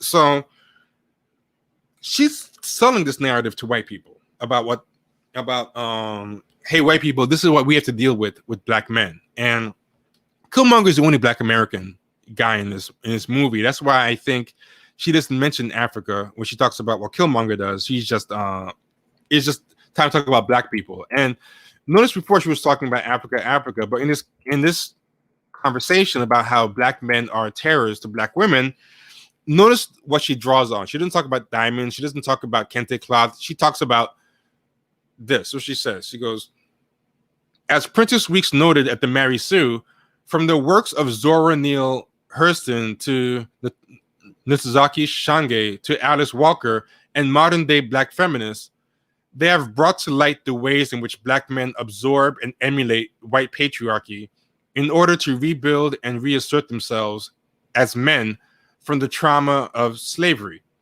Historically, the rape and abuse of black women by white men in power helped to uphold the systems of slavery and colonialism. So she's saying that black men are basically like white men. They both abuse and rape black women to help uphold systems of slavery and colonialism. But here's a very tricky thing that she did here. She said, historically, white men have done this, but black men do this now. So she kind of leaves white men off the hook currently. So it's like even white men aren't the white men of white people anymore, but black men. So it's almost like black men took the place of white men in terms of oppressing black women. So it's very, very, very interesting how she phrases it. She basically puts it in a way that it's now black men who have taken the baton, and she says historically, and keep that in mind that historically white men have done this, but she leaves white men off the hook right now. Someone said intersectional Charles Murray, yeah, woke race science, and you know, I want to know if anybody else is in the you know, also all the what I find very conspicuous is you saw the video. You saw what came before this. Everything was African when it was good, but it's not for the bad stuff. She just says black, and to me, if you're doubting that it's being put off on black American, look at who she cites as her sources. It's like Zora Neale Hurston, Alice Walker, Monday black feminists. Like she cites like, you know, Americans, you know, and she goes, and this is the true tragedy of Killmonger. In his trauma-fueled quest for dominance, he does not represent black liberation. Rather, he symbolizes the internalization of white patriarchy, which manifests in his external violence against black women. Now, Killmonger was killing like everybody, you know, and he was trying to kill black men too, but to the extent that he killed black women more, that's just a writer's choice. Like the writer could have chosen not to have him kill black women, but the black women he was killing were on the enemy side. They were on T'Challa's side, the same person he was trying to kill, and they're the warriors. Like, how can you have the black women as the warriors and the bodyguards, and he's in a war, but he's not going to kill them? It's a very weird expectation. But again, like someone said, it's the bell hooks curve. Yeah, so yeah, he was killing everyone just to get the killing on black women. But he goes, and this is kind of how everything is flattened and weird. He goes, but we know what the world looks like when black women are empowered. Our votes saved Alabama and the country from Roy Moore. So it's more of like we save everybody talk. From Bring Back Our Girls in Nigeria to Black Lives Matter in America, African and black women have been the drivers of global campaigns for pressing for social change and racial justice. Now, it's kind of weird. Like, what does Roy Moore in Alabama have to do with this? First off, like, black men were only a few percentage points behind. But the second thing is, how is electing somebody outside of Roy Moore saving America? Like, it's kind of weird. I feel it's weird when black blue checks in the media try to sell the fact that black people vote overwhelmingly Democrat as saving the world or saving America. Like, that's what our job is, to save America. And we save America not by ending white supremacy, but by being loyal Democrats. That's just a weird thing. It says, in Black Panther, as in real life, black women be saving everyone. And she writes with African-American vernacular here, which I think is a very corny parlor trick that they do for white audiences to signal authenticity. Adolph Reed talks about this in What Are the Drums Saying Booker, an article of his. But he says, in Black Panther, as in real life, black women be saving everybody, white or black. We first meet, let me just skip ahead. I don't want to read this whole thing. Let me jump ahead to, so basically it's just all about how black women do everything good and black men do everything bad. It says, think about it. While the black men of the film are fighting over the competing visions of the true path for black freedom, it is a young black girl who designed Wakanda's Underground Railroad. So she's mixing the real life Underground Railroad of Harriet Tubman with this railroad underground in Black Panther, but one has nothing to do with the other. That railroad in Black Panther has nothing to do with any type of freedom struggle. It has nothing to do with Harriet Tubman's thing. It's just a subway. It's just a rail system. Like it's just a weird, clumsy hodgepodge of symbols. This article that doesn't really make much sense. Someone said these people traffic in black pathology way too much for me. General Okoye is the fiercest warrior in Wakanda, and through her dark skin and red outfits, she uses the power of love to help save the day. Black men suck. Wakanda isn't patriarchy free. It's not perfect, but Wakanda's. But no matter where you look, it still offers a representation of the wisdom, power, and resourcefulness of the black female collective, working in concert with each other. I mean, this whole article, she's not just a writer, she's an editor at the Washington Post. And to me, that's just a very childish, but also politically clumsy article. It's a very clumsy, to me, article. Like it goes back and forth between reality and fantasy. She inserts herself into the reality. She inserts herself into the fantasy. She inserts the fantasy into the real world. She makes these kind of lazy glib reaches where she calls the rail system in Wakanda an underground railroad created by black women to kind of evoke Harriet Tubman. But the Wakandans just created all the technology just to keep to themselves and not to share it even other Africans, much less anyone else. They weren't using that railway to free people. Like there's like a scene or two where they stop sex traffickers, but even the sex traffickers I think are passing through Wakanda. You know, it's not like it's not really a great article. So I'm thinking like, why is this woman even why is she there? Like why is she on CNN talking about this stuff, talking about discrimination against black men? This is the thing, yeah, Wakanda was already free. So it's like, yeah, it's also so weird. Yeah, infantilizing and divisive, and the subtext is flattering to white audiences. Well, she's the actual editor, so I think she has some say in what she can get printed, you know. And Kenny said something on the show that I thought was very interesting. He said that we were talking about how it seems a lot of the times that these white people in charge just kind of let these black people just do whatever they want, because it's almost like a sign of contempt that they let this get printed. Like they kind of just think. And Kenny made this description that it was like when you let your little brother plug in the console. No, it's like you want to play video games where your little brother wants to play, so you hand them a controller, but the controller is not plugged in, and your controller is like, and your brother's like playing the controller like crazy.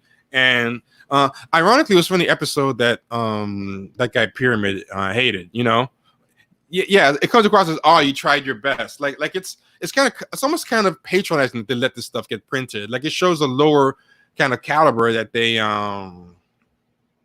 hold to those people.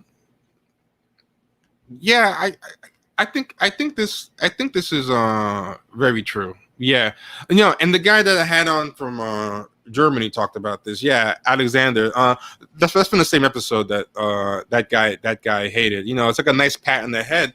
So they have her come on, and she talks about George Floyd and Breonna Taylor, and I just find it kind of weird that they have people like that on. Like they should not. I feel like they shouldn't have people who write articles like that. They shouldn't have people who write articles like that doing these things. You know. But I want to show you something, because this comes back to today. She's been getting dragged today, big time. Anybody who's on Twitter has probably been seeing that she's been getting dragged, but she's been getting dragged for something pretty awful. And the reason why she's been getting dragged, we're going to talk about today. But she did this. This is the first thing that she did. I thought it was very tacky. And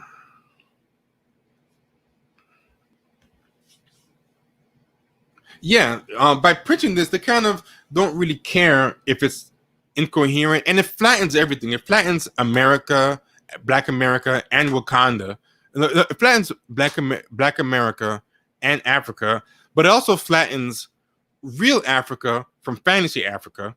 It flattens time and space. Like, you know, like Wakanda historically has something to say about Black women in America voting for Roy Jones, and it's all like over the place. But at the end of the day, like it's very unserious. It's very just kind of childish, and it's just also very much personal grievance. Like this is I think I had a previous episode where I talked about how people were posting about high school, and a whole bunch of blue chucks were talking about how they were jealous of straight Black men for being popular in high school while they weren't, like, or not dating them or taking them to the prom or being serious. And there's just, I feel like a lot of these people are working out their own personal issues, and they use their writing and stuff to just have this arrested development thing. I want to take a quick check here, by the way. Anybody in here of African descent, directly or through their parents, or of Caribbean or any type of immigrant descent? Because I kind of want to get people's take on this stuff. You know, I would like to know who's from where or what, because I want to hear from other people who might be Haitian, Caribbean, African, whatever, you know, to see how many people, how y'all feel that thing went down with Pyramid. If you think I was being either unfair to Pyramid or being unfair to what's her name, Karen Attiah. You can weigh in the chats. Also, y'all, if y'all want to donate, in the chat, there's a super chat that you can do. You hit that $sign in the super chat if you don't want to support the show, help us get more mics, more equipment, like this nice ring light that we got thanks to, you know, a lot of y'all super chat money. And what we're trying to do now is get an actual standalone camera and stuff like that. I think that would be pretty cool. To do that, get a standalone camera and stuff. Whew. Yeah, hold on a second, but I'm gonna put something up right now.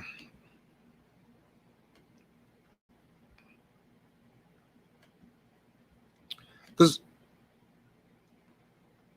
I love the ring light, dude. I'll own it. I love the ring light, man. I love that ring light. So yeah, I'm not ashamed of that, man. I got no. This is the things. I saw info. You asked for this. Now I'm gonna talk more about the ring light. Check this out.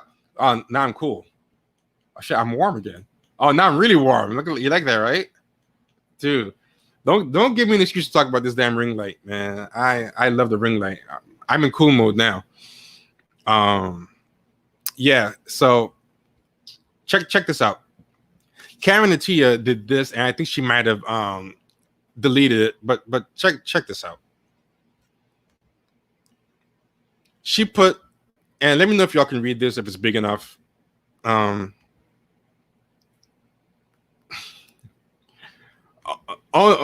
no, ISON info. I talked about it extra because of you, and I'm going to talk about it even more now. You're going to see. Black people are exhausted. And it's something else I hate. I hate when these people always talk about, because you know this is a throwback to that old Negro spiritual thing. This is another thing that I think plays on white tropes. Like, you know, the whole black women saving everybody, I think is like a white trope. Like, you know, that black women are everyone's mammies. Like, you know, there's a Neo-Mammyism. This is like neo-spirituals. Like, you know, like, I'm so tired, you know, this load is heavy. Like, you know, if you listen to like Negro spirituals, it's always like, the road is weary, I'm so heavy. So a lot of these, like, a lot of these people who practice Neo-Mammyism, they kind of traffic in neo-tropes, you know? So black people are exhausted, you know? They always say, like, we're so tired of saving the country. And it's like, what are you doing? You're so tired. Like this is just the beginning. Like stop it. Like the whole, I so tired, you know? Black people are exhausted, in all caps. We are asked to write, speak, educate, guide, and soothe folks about racism and sexism. And what bothers me about this talk is she's not talking about what black people have to do for black people. She's talking about the duties of what they have to do for white people. That's what I mean by Neo-Mammyism.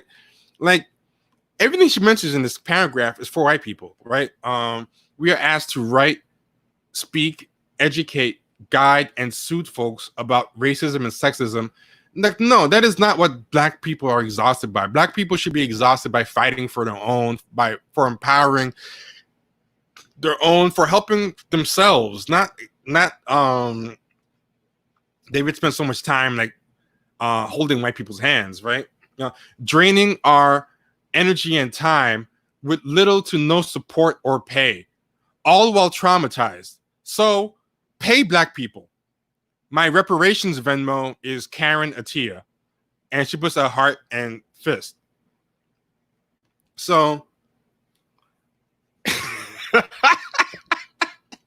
Y'all ain't shit, man. New Patreon tier, Order of the Ring Light, right? Yeah, but this is funny.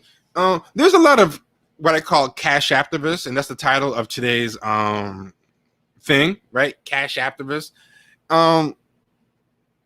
Like, it's bad enough when regular yahoos do the Cashapptivism hustle, but you're a Washington Post editor. You're not poor. Why are you doing this? You know, like, but okay, here's something else. What does she want reparations for? She's from Africa. You know, like what are you asking for reparations for? The other thing is, first of all, this thing being so white, like she's asking for reparations for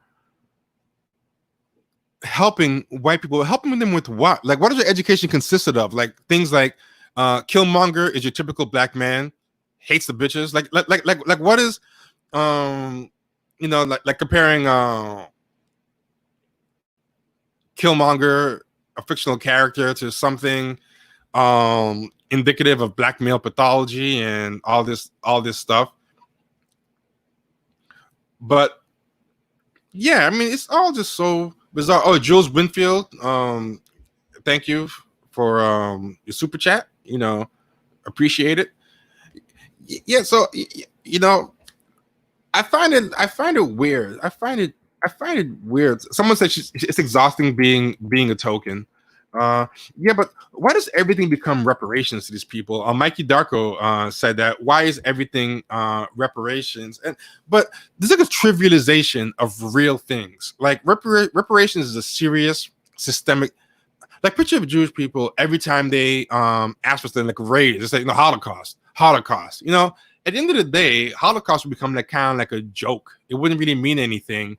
Like, these people use reparations. Like, there was this thing in that some place, I think it might be in Portland or Seattle, one of those really hipster type of places. They're having an event called Reparations Happy Hour, where white people who were who had white guilt go to the happy hour and you buy black people drinks. So it's kind of like ladies' night, but for black people. It's like Black Night, and they called it Reparations Happy Hour, and it's like that's like really, really tacky. If you're talking about if that's real life, about the Reparations Happy Hour, yeah, that is real life. Nick Thompson, thanks so much. Appreciate it a lot. So yeah, I find it, and my comments on the side where I was like reparations Venmo, and this is what I was talking about recently, like the interpersonal transactionalizing of serious systemic social justice language. And I mentioned this thing that happened, right? Where there was this podcast called Hella Black, right? And Hella Black, the guy was accused of sexual impropriety that ended up really being kind of tame. It was really messed up that they kind of made him sound like a rapist, and it was really unfair.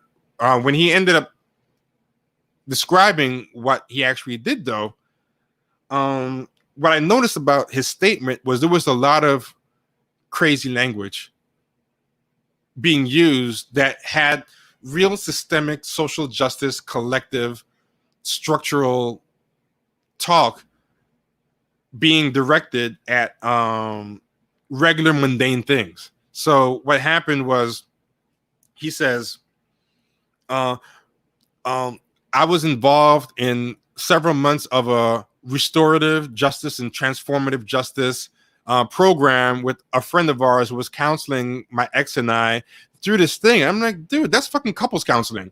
That's not transformative justice or restorative justice. Like, why are you using these weird, like, why are you using these serious academic terms or political theory terms to describe your everyday struggle? Like, that's just, you had couples counseling. You weren't doing restorative, transformative justice, and they do the same thing in reparations. Everything is reparations, you know? And somebody said reparation discourse as social BDSM. Goddamn. And Terry Hines said pay pigs. And I said that on Twitter earlier. I said that we are now in this, I've said before that we are in this BDSM model of white guilt or whatever, but more specifically, there's a FinDom. FinDom is like a type of BDSM that's short for financial domination, where you have like where somebody financially dominates you, and a lot of this shit now is social justice FinDom, and the white allies now are just pay pigs. Like they get off on this pay pig stuff. Same thing with self-care. Self-care became very capitalistic. Young Stokely, thank you for the donation. We're trying to keep up the good work. You know, someone said they're taking the personal is political way too far. Yeah, it totally is. But I was talking with someone and we kind of had a theory about this, and this is what the theory is, right?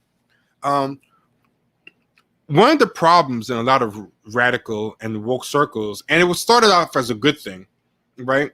One of the problems, people started getting really hip to structural talk, to systemic talk, especially like leftists and radicals. Like, it's not enough to talk about white privilege. You got to talk about white power, patriarchy, structures, and stuff. And I think what ended up happening, and one thing that's not really cool to talk about is psychology. No one really talks about psychology much, especially individual psychology. You can talk about like Frantz Fanon. That's the closest you can get to talking about like psychology, but it's not really cool to just talk about how am I doing. It's not cool to talk about spirituality because everything's kind of atheistic. You can't really, kind of talking about like Buddhism is kind of corny, like a lot of these leftists, a lot of these things, they don't really talk about that. So the only thing that you can really talk about really now is systemic stuff. So now I think people only feel like they have, so people haven't abandoned the individualistic or whatever because that's something that is real. It's part of like what you need, right? So what people have tried to do is they still talk about it. It hasn't disappeared. They just now try to use a shoehorn systemic talk into the personal stuff. So like, now I'm not doing couples counseling. Now what I'm doing is transformative justice with me and my girlfriend. Like, hey, I'm gonna do a FinDom thing where I'm gonna use your white guilt to get a donation out of you, but this is reparations, or this is all this stuff. So yeah, it's very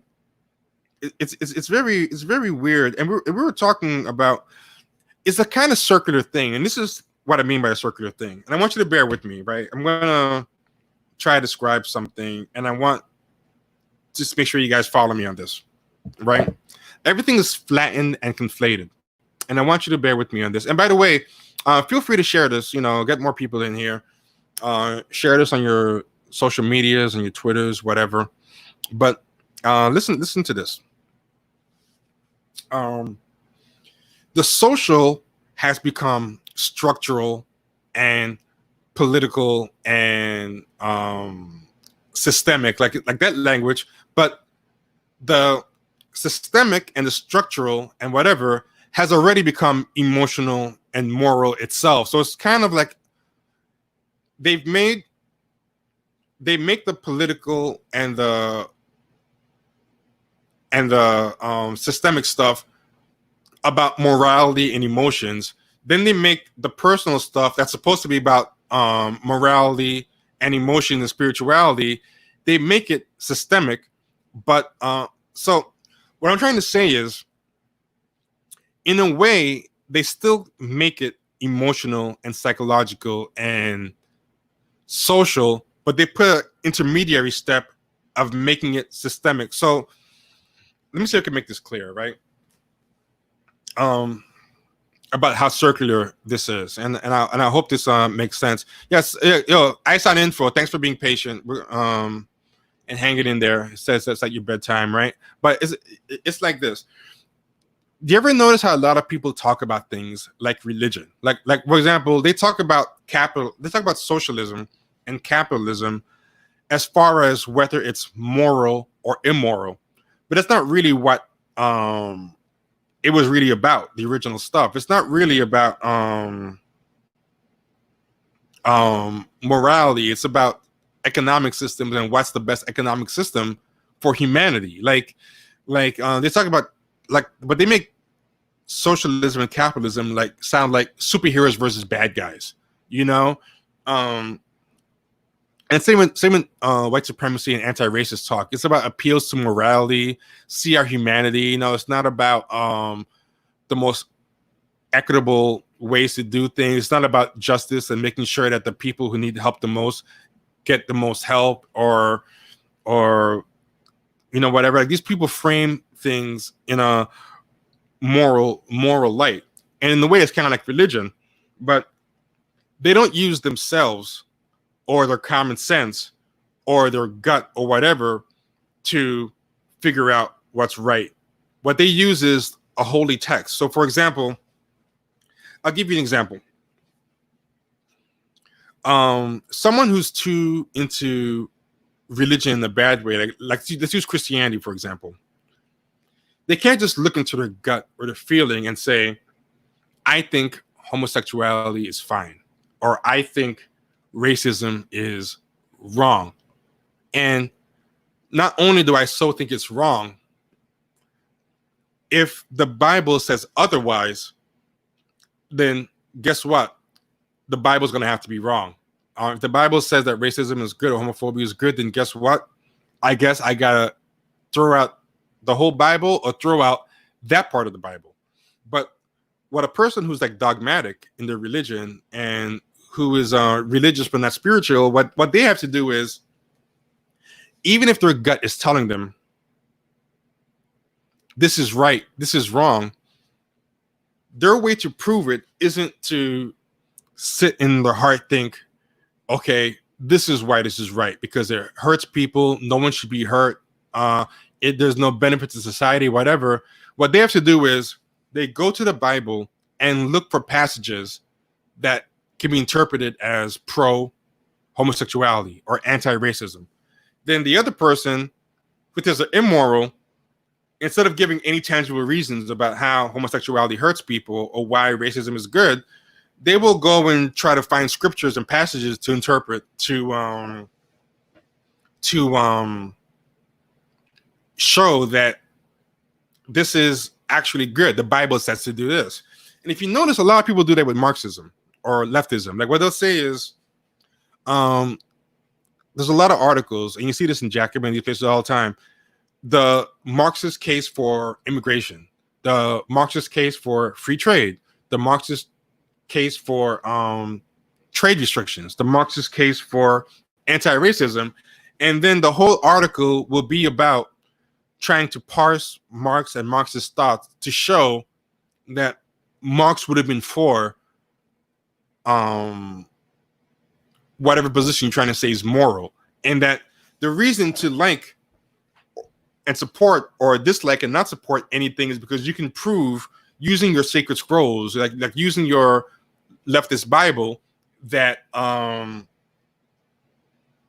you know, this is supported in the Bible, being like Capital or the Communist Manifesto, or this is spoken against in the Bible. So then people will end up competing with each other with sacred texts. Like, you know, the other person will be like, well, actually, here's the leftist case against that, and then put up a bunch of Marx quotes. And it's like, how about this? How about you think it's right, you think it's wrong, and if Marx disagrees with you, then fuck it, Marx was wrong.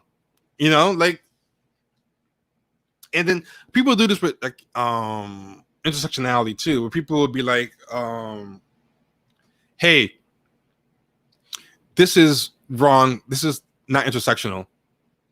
It's wrong because it's not intersectional. And then they'll tell you why Patricia Hill Collins or Kimberly Crenshaw said something different. And someone said, well, actually, Bell Hooks said this. And it's like, asshole, think for yourself. Like, does it hurt people? Does it help people? You know, whatever. But what I'm saying is, people take the structural stuff and imbue it with a moral or emotional or psychological energy, instead of examining it like actual systems that are good or bad. Like, moral stuff should be moral stuff. Political science should be political science, and they should inform each other, but they shouldn't be kind of mixed up in the same thing. And I'm not just trying to pick on leftists or intersectionals. Like, it can be anybody. Pan-African people will, you know, do the same thing with their whatever their sacred texts are. It's a mindset. It's not a specific discipline. Anybody in any discipline can have this religious kind of mindset. So what these people do is they take something. So they take something structural or systemic or political and imbue it with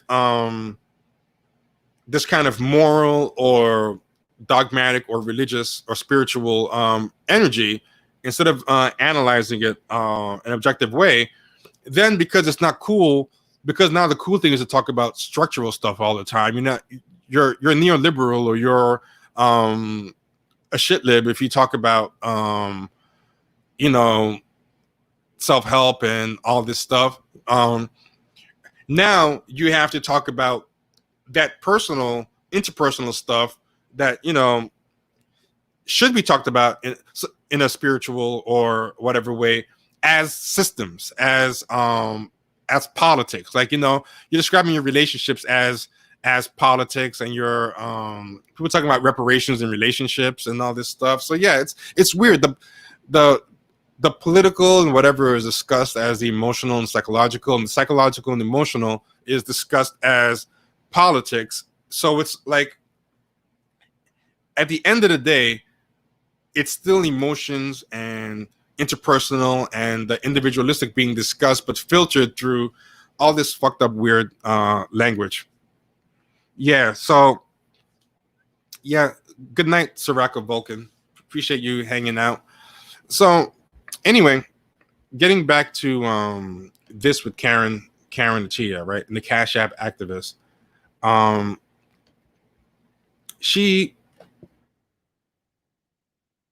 gonna give some examples, right? And I had said this on Twitter earlier, as the Cashapptivism model is often done by people who also talk anti-capitalist talk, and it's so gross. And I feel the allies are in it for some woke, socially acceptable version of a findom pay pig fetish, right?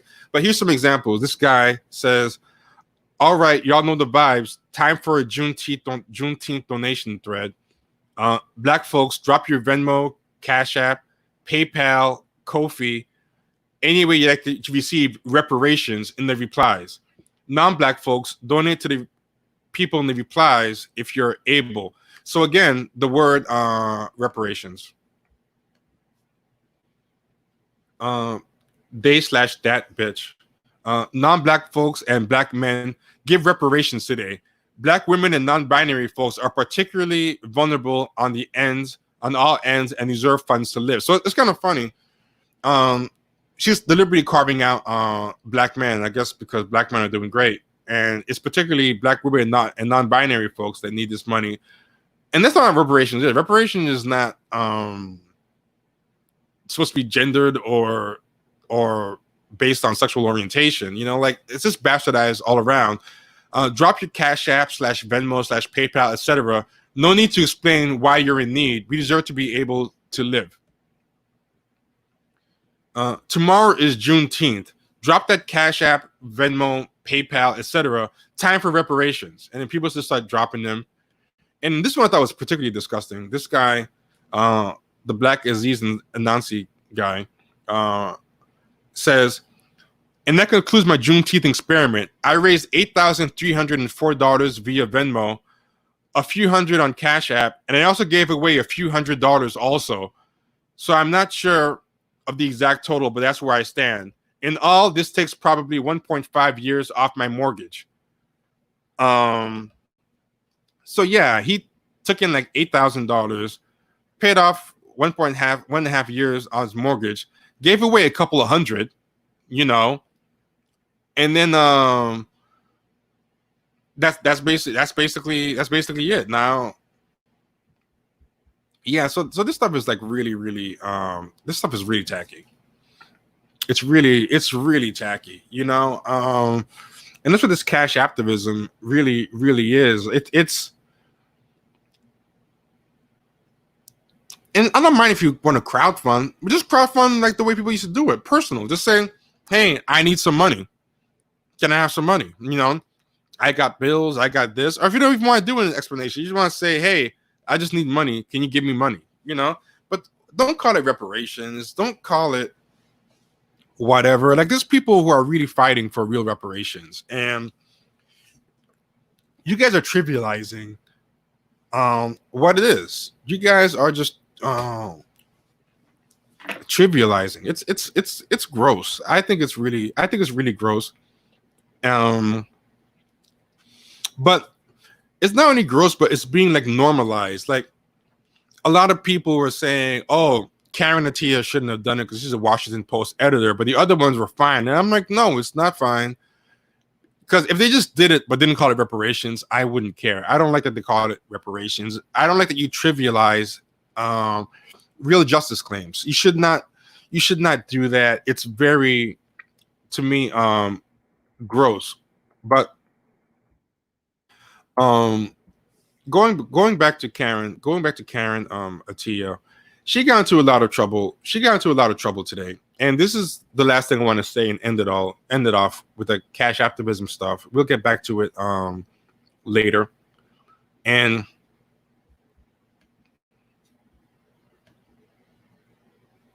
a lot of conservatives were getting mad at Karen Attiah, and this is why. And this is the dangerous stuff. But you're just shitting on black people. Nobody cares. Especially sitting on black men. Nobody cares. You get a lot of clicks for that. They're like, it's almost like a cheat code for writing. If you're like a black writer, if you just go in there and just do 2 topics, black women and black queers will save everybody, and black men are the devil, they will leave you alone. They will leave you with an unplugged controller in the corner, just acting like you're racking up scores. They will leave you alone. It's a cheap way to get a lot of clicks. You know, they'll leave you alone in your corner. It's kind of the problem that Jason Johnson had from The Root. He was in Gawker Media, being allowed to have his little fiefdom where it was black men are trash all day long. Black women will save everybody all day long. Black men do nothing but kill black women all day long, and they're the white people, black people. And he got kind of full of himself. He tried to go into the white world and bring that energy, I can say whatever I want, to white people, and they weren't having that. And suddenly that controller, they threw the controller out the room and threw him out with it. They treated him like Jazz and the Fresh Prince. They threw him and the controller out. They didn't even let him pretend to have it. They didn't pretend to have it even plugged in for him. You know, they were like, no. And he didn't know what happened, but he got emboldened by that stuff. And Karen Attiah kind of had a similar, and people kind of think, just because Bernie bros are like kind of like the stepchildren of the Democratic Party compared to like the mainstream Democratic Party, they kind of they're still white at the end of the day. And I think Bernie Sanders was thinking, I think Jason Johnson was thinking, hey, I'm down with the mainstream Dems. I'm down with the oligarchs, the Michael Bloombergs and the Hillarys. I'm an honorary mainstream Democrat. I can shit on these Bernie bros the same way as with impunity as I do on black men, because I'm deputized as an honorary white Democrat, but white people stick together, and yeah, they're still white at the end of the day. Even if Bernie bros are the stepchildren or the little brothers of the mainstream wing of the Democratic Party, they're still white, and he kind of got his wake-up call right there. But check this out. She Karen Attiah wrote this, and she got into a lot of grief today. She had to delete a lot of tweets today. She said, the lies and tears of white women had wrought the 1921 Tulsa massacre, murder of Emmett Till, exclusion of black women from feminist movements, 53% of white women voting for Trump. White women are lucky that we are just calling them Karens and not calling for revenge. So she's like, white women are lucky we just call them Karen and that we don't like wage war on them. And then she added this. She goes, I mean, someone responded, I mean, white people are lucky we are just calling and saying and doing a whole lot of things that are really sit the hell down, fine. compared to what we could be calling and saying and doing. That's what somebody was saying, like, oh, we could be getting physical or getting really dangerous with them. They should be happy that we're just doing this. And then Karen Attiah agreed. She's like, I'm just saying, be happy we are calling for equality and not actual revenge. So she's like, yeah, be happy we're not like actually trying to wage real war. So just kind of talking kind of some race war stuff. Surprisingly vivid imagery from Karen Attiah. So the conservatives in typical bad faith ran with it, and we're all like, oh, Washington Post, do you support your columnist calling for race war and all this stuff? And you know, she's threatening white women that they're gonna take her to the street, that she's lucky we're not calling for revenge, but you better behave, you know. But what was funny, and this was really funny, like even white conservatives are starting to pick up on this stuff. The white conservatives started pulling this stuff out from her tweeting past, right? Where somebody tweeted this. They said, this big mood was just deleted but never forgotten. So she just deleted this. And she posted this. I don't know if you guys can see it, but she posted, I have never felt so personally attacked by a meme. And the meme has on the top, from the movie Pocahontas, and again, that kind of childishness, like this kind of always having a foot in a childish world. A Native American character from Pocahontas, an Indian, saying, these white men are dangerous. It says me, these white men are dangerous. Then the bottom is Pocahontas making out with a white guy, and she put also me. So she's kind of laughing at her own hypocrisy. Me, these white men are dangerous. Also me, making out with the white man. So she's kind of saying, like, I talk shit about white men or whatever, but that's where my heart is. So a lot of these conservatives kind of ran with it, and they just kept kind of making jokes about it, about she talks all this stuff, but that's where I think it was kind of ironic is that she herself is actually a Karen. She's what's funny about her is that she's talking about Karens, but she's actually a black Karen herself, literally, and the way she acts, like when she talks about black men and all this stuff. But this was kind of crazy that a right-wing white guy also said this. I thought this was kind of this white guy from Daily Caller, and this guy's a racist asshole. I'm not giving him props, but I just am pointing out how people are starting to see through this kind of stuff.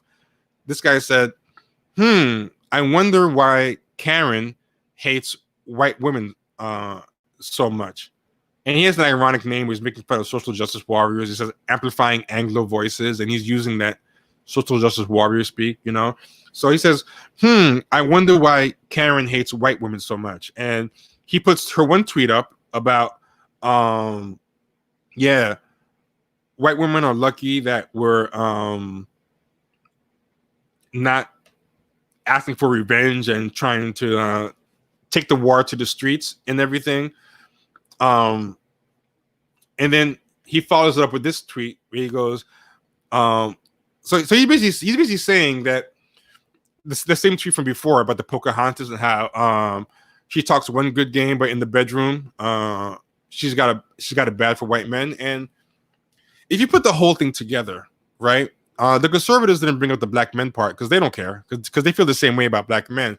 But if you add in the black men part, what you basically have is has some kind of vendetta against black men, has some kind of vendetta against white women, you know, but wants white men. So a lot of the and the talk against white men is not serious. It's kind of her just posing, you know, because she wants one. So it's like,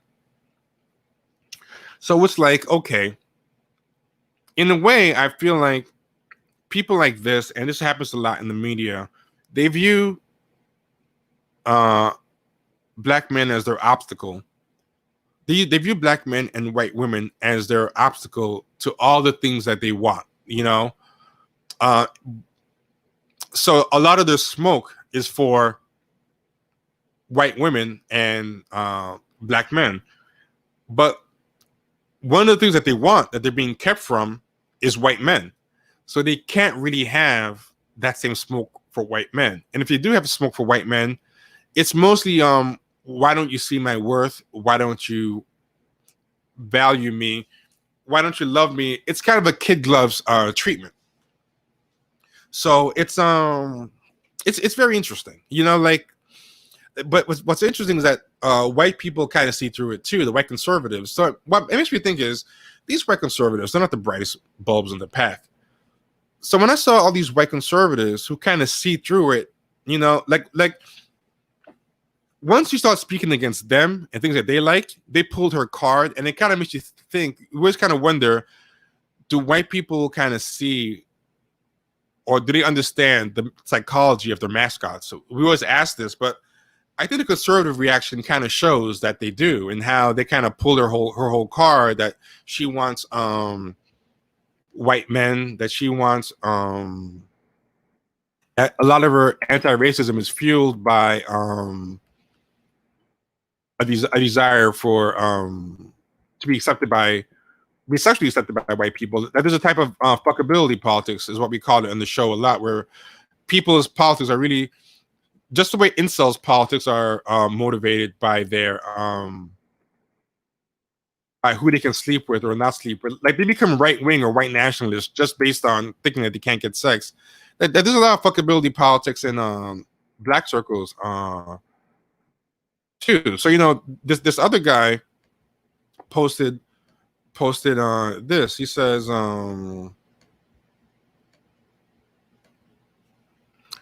there's a lot of woke leftist POCs who make a living villainizing white people, but that seems to be the people they choose to date and marry. And he was posting the same meme, and they were all kind of hopping in on this thing. Now, they all kept going in on it, and my thing is, I don't really care, even if you're woke, if you're gonna be with who you're gonna be with. I don't care. But I did think the whole black men bashing combined with it was very kind of tacky and weird. But what I was thinking is this: if these not the brightest bulbs in the shed can kind of see the personal motivation behind what she writes and what she does, it makes you think of the liberals that employ her. They're not really just fully letting her off on the side doing what she wants. They kind of understand what motivates her, you know? It's just that she hasn't said anything against them yet, you know? So she's fine to allow to just keep playing with the controller pretending to be plugged in, you know? White libs love BMATs, which is short for black men are trash, for the same reason white people love the Chris Rock black people versus N-words bit. Yeah, they know and understand these people. That's why they give them platforms, because it'll be easy for them to get rid of. Yeah, and these people kind of, you know, telling themselves all the time in the things that they create. Like, if you look at things like Hamilton, slave play, different articles they write, they spill all the pathologies all the time anyway. So it's not really hard for them to figure it out, you know? I mean, to the extent that they couldn't figure it out before, something like Scandal or slave play like really made it explicit. So yeah, a lot of these cash activists, they're really like a mess. And one of the problems that's happening in general, this is not just on the black side, but this is like everywhere. Everybody's a glorified blogger or an influencer, pretending to be a writer or an editor. But the problem is especially bad in the black community. Like, there's no separation between fake activists / entrepreneur / influencer / activist / writer / filmmaker / playwright / aspiring politician / podcaster / academic. You know, I'm going for a PhD at the same time. By the way, I'm a PhD student. You know, by the way, hit my Cash App. Like everything is kind of the same. So people have no shame floating up below and above things. Like she can write a glorified blog post, but also appear on CNN and talk about serious issues, but also go on Twitter and drop her Cash App and talk about reparations, which is something that should be beneath the station of a Washington Post editor to do. You know? Yeah, so it's really interesting. And one of the things that we said in the past is that conservatives want their sellouts to be as slavish as possible right now. The day of the Thomas Sowell is gone. What they want now is just the Amos and Andy. They want the buck in the eyes. They want a Mantan Moreland. They want to step and fetch it. But because they get off on the inferiority of black people being overt and the superiority being overt. And they like to call black people stupid. They like to kind of pick on them. And even their allies, like, you know, like the Ben Carson right now, he's as far away from a Thomas Sowell as you can get. You know, they want it to be just a straight up couple years off the plantation in the way they're acting. But liberals, because they want to believe themselves as magnanimous, do you know what the ideal centrist liberal relationship with a black person is in their mind? Is one of benevolence and beneficence. They want to think of themselves as the lifter-uppers of black people, the people who, even when black people succeed, it's because of them. All black people are the help's son to them. Like you know, when the son of the help gets into college, you know, the head of the house, you know, will tell the mother, "Oh, you must be so proud," you know. We're so proud of Junior too, you know. We're so proud of Tyrell also, you know. But they don't really think of Tyrell going to college the same way they think of their kid going to college. They don't think of Tyrell as a threat, you know. It's kind of like patronizing. And the perfect example of the help's kid done good is the show West Wing. There was a character called Charlie, right? And if you look at no more Colin Powells, no more Condoleezza Rice. That was when conservatives are trying to outplay liberals at their own game, and they're done with that. In the age of Trump, they're done. So Charlie in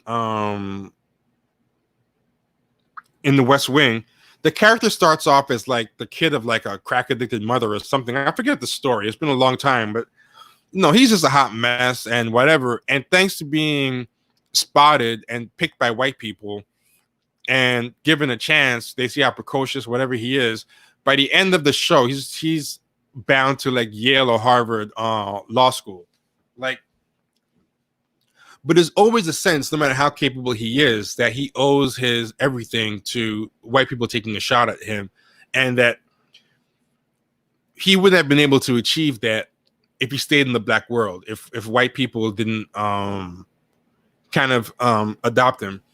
That's how they see all these people in their corner. Like, I think the liberals don't really think these people are qualified or serious any more than like to me, what I think is like when you ever see when your kid brings home like a painting or a fucked up ashtray they did at school, and you put the picture on the fridge, or you put the painting on or you put the ashtray in the table and it's lumpy and lopsided, and then everybody comes over and they're like, "Oh my God, is that your kid's picture?" And they clap, you know, and they tell the kid, "Oh my God, it's a great picture." Or your parent pretends like it's a good ashtray. The ashtray is lopsided and fucked up. It has holes in it. The ashes fall right out, you know, but they like humor you. I think that's kind of what it is. Yeah, Charlie's mom is a cop who gets killed on the job. So I was wrong about that. I might be combining stories. I might be combining The Blind Side with West Wing. Because all the white savior stuff kind of blends into one giant movie for me. But I do know he had a hard life. You're right. I think the mother was the cops. Yeah, Jesse Lee Peterson survived them all. Like Jesse Lee Peterson just is basically almost like a slave. You know the way he acts. He posed with a picture of a burlap cotton picking sack the other day. Like he's willing to step up his game as far as how much he's willing to debase himself. Yeah. So yeah, that's basically it for tonight. It's 2.5 hours. But I hope you all enjoyed it. I know it was long, but it's been a while, so I figured it wasn't bad to do a long one. And let me know. Email to champagnesharks@gmail.com, or let us know different things. Let us know the frequency and the length that you guys like. If this once a week thing for a couple of hours is good. But let us know what you like, what you don't like. Any positive or negative feedback is fine. That's all good. We enjoy anything. I'm gonna show y'all real quick Jesse Lee Peterson's sack. I didn't cover El Chapo. Was that something that happened in the news? But yeah, check this out. Yeah, Jesse Lee Peterson posed with this sack. Yeah, a cotton sack. Let me see if I can enlarge it. I'm gonna try to enlarge it for y'all. But yeah, he's straight up. One of his fans gave him, I think it was a fan, gave him a straight up cotton fucking sack, and this fool posed with a cotton sack, very proud. He said some crazy things. I'm gonna pull it up better.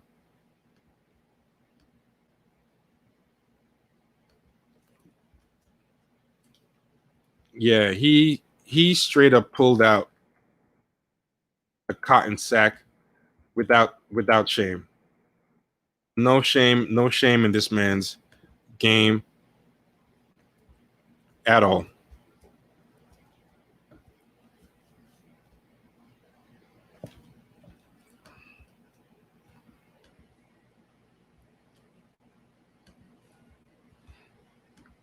Yeah, so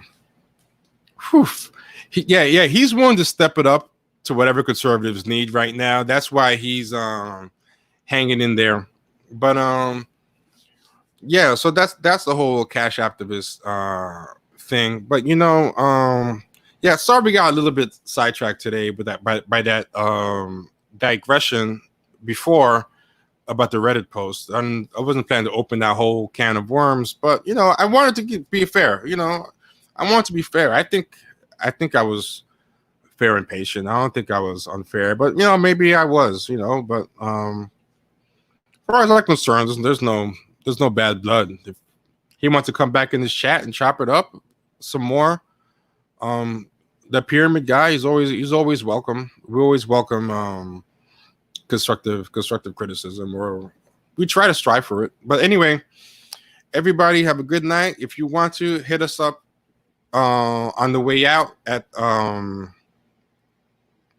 with the super chat, don't hit that super chat if you enjoyed the stream. We always appreciate it. We appreciate it big time. If you donate to the super chat and I don't shout you out, I'm not being rude. Sometimes I don't have the chat up. Sometimes I'm looking at a different screen, but I try to. But if you donated anything and I didn't say anything, don't take it personal. It's appreciated. I just didn't see it at the time because I didn't have it up. But yeah, so in addition to hitting up the super chat on the way out, like, comment, share, and subscribe. If you can't, become a patron at patreon.com/champagnesharks for $5 a month. If you can't hit us with a super chat or whatever, then just share it, because the more people who listen, our listenership has gone up like big time lately, and I really appreciate all of you guys who have been sharing it with your friends. A lot of people have been telling me that their friends put them onto that, and yeah, love that, man. Definitely love that. Keep it up. Yeah, and yeah, Mikey Darko, thanks for the contribution, much appreciated. John Hiller, thanks. Cannabis Sativa, thanks. And everybody have a good night.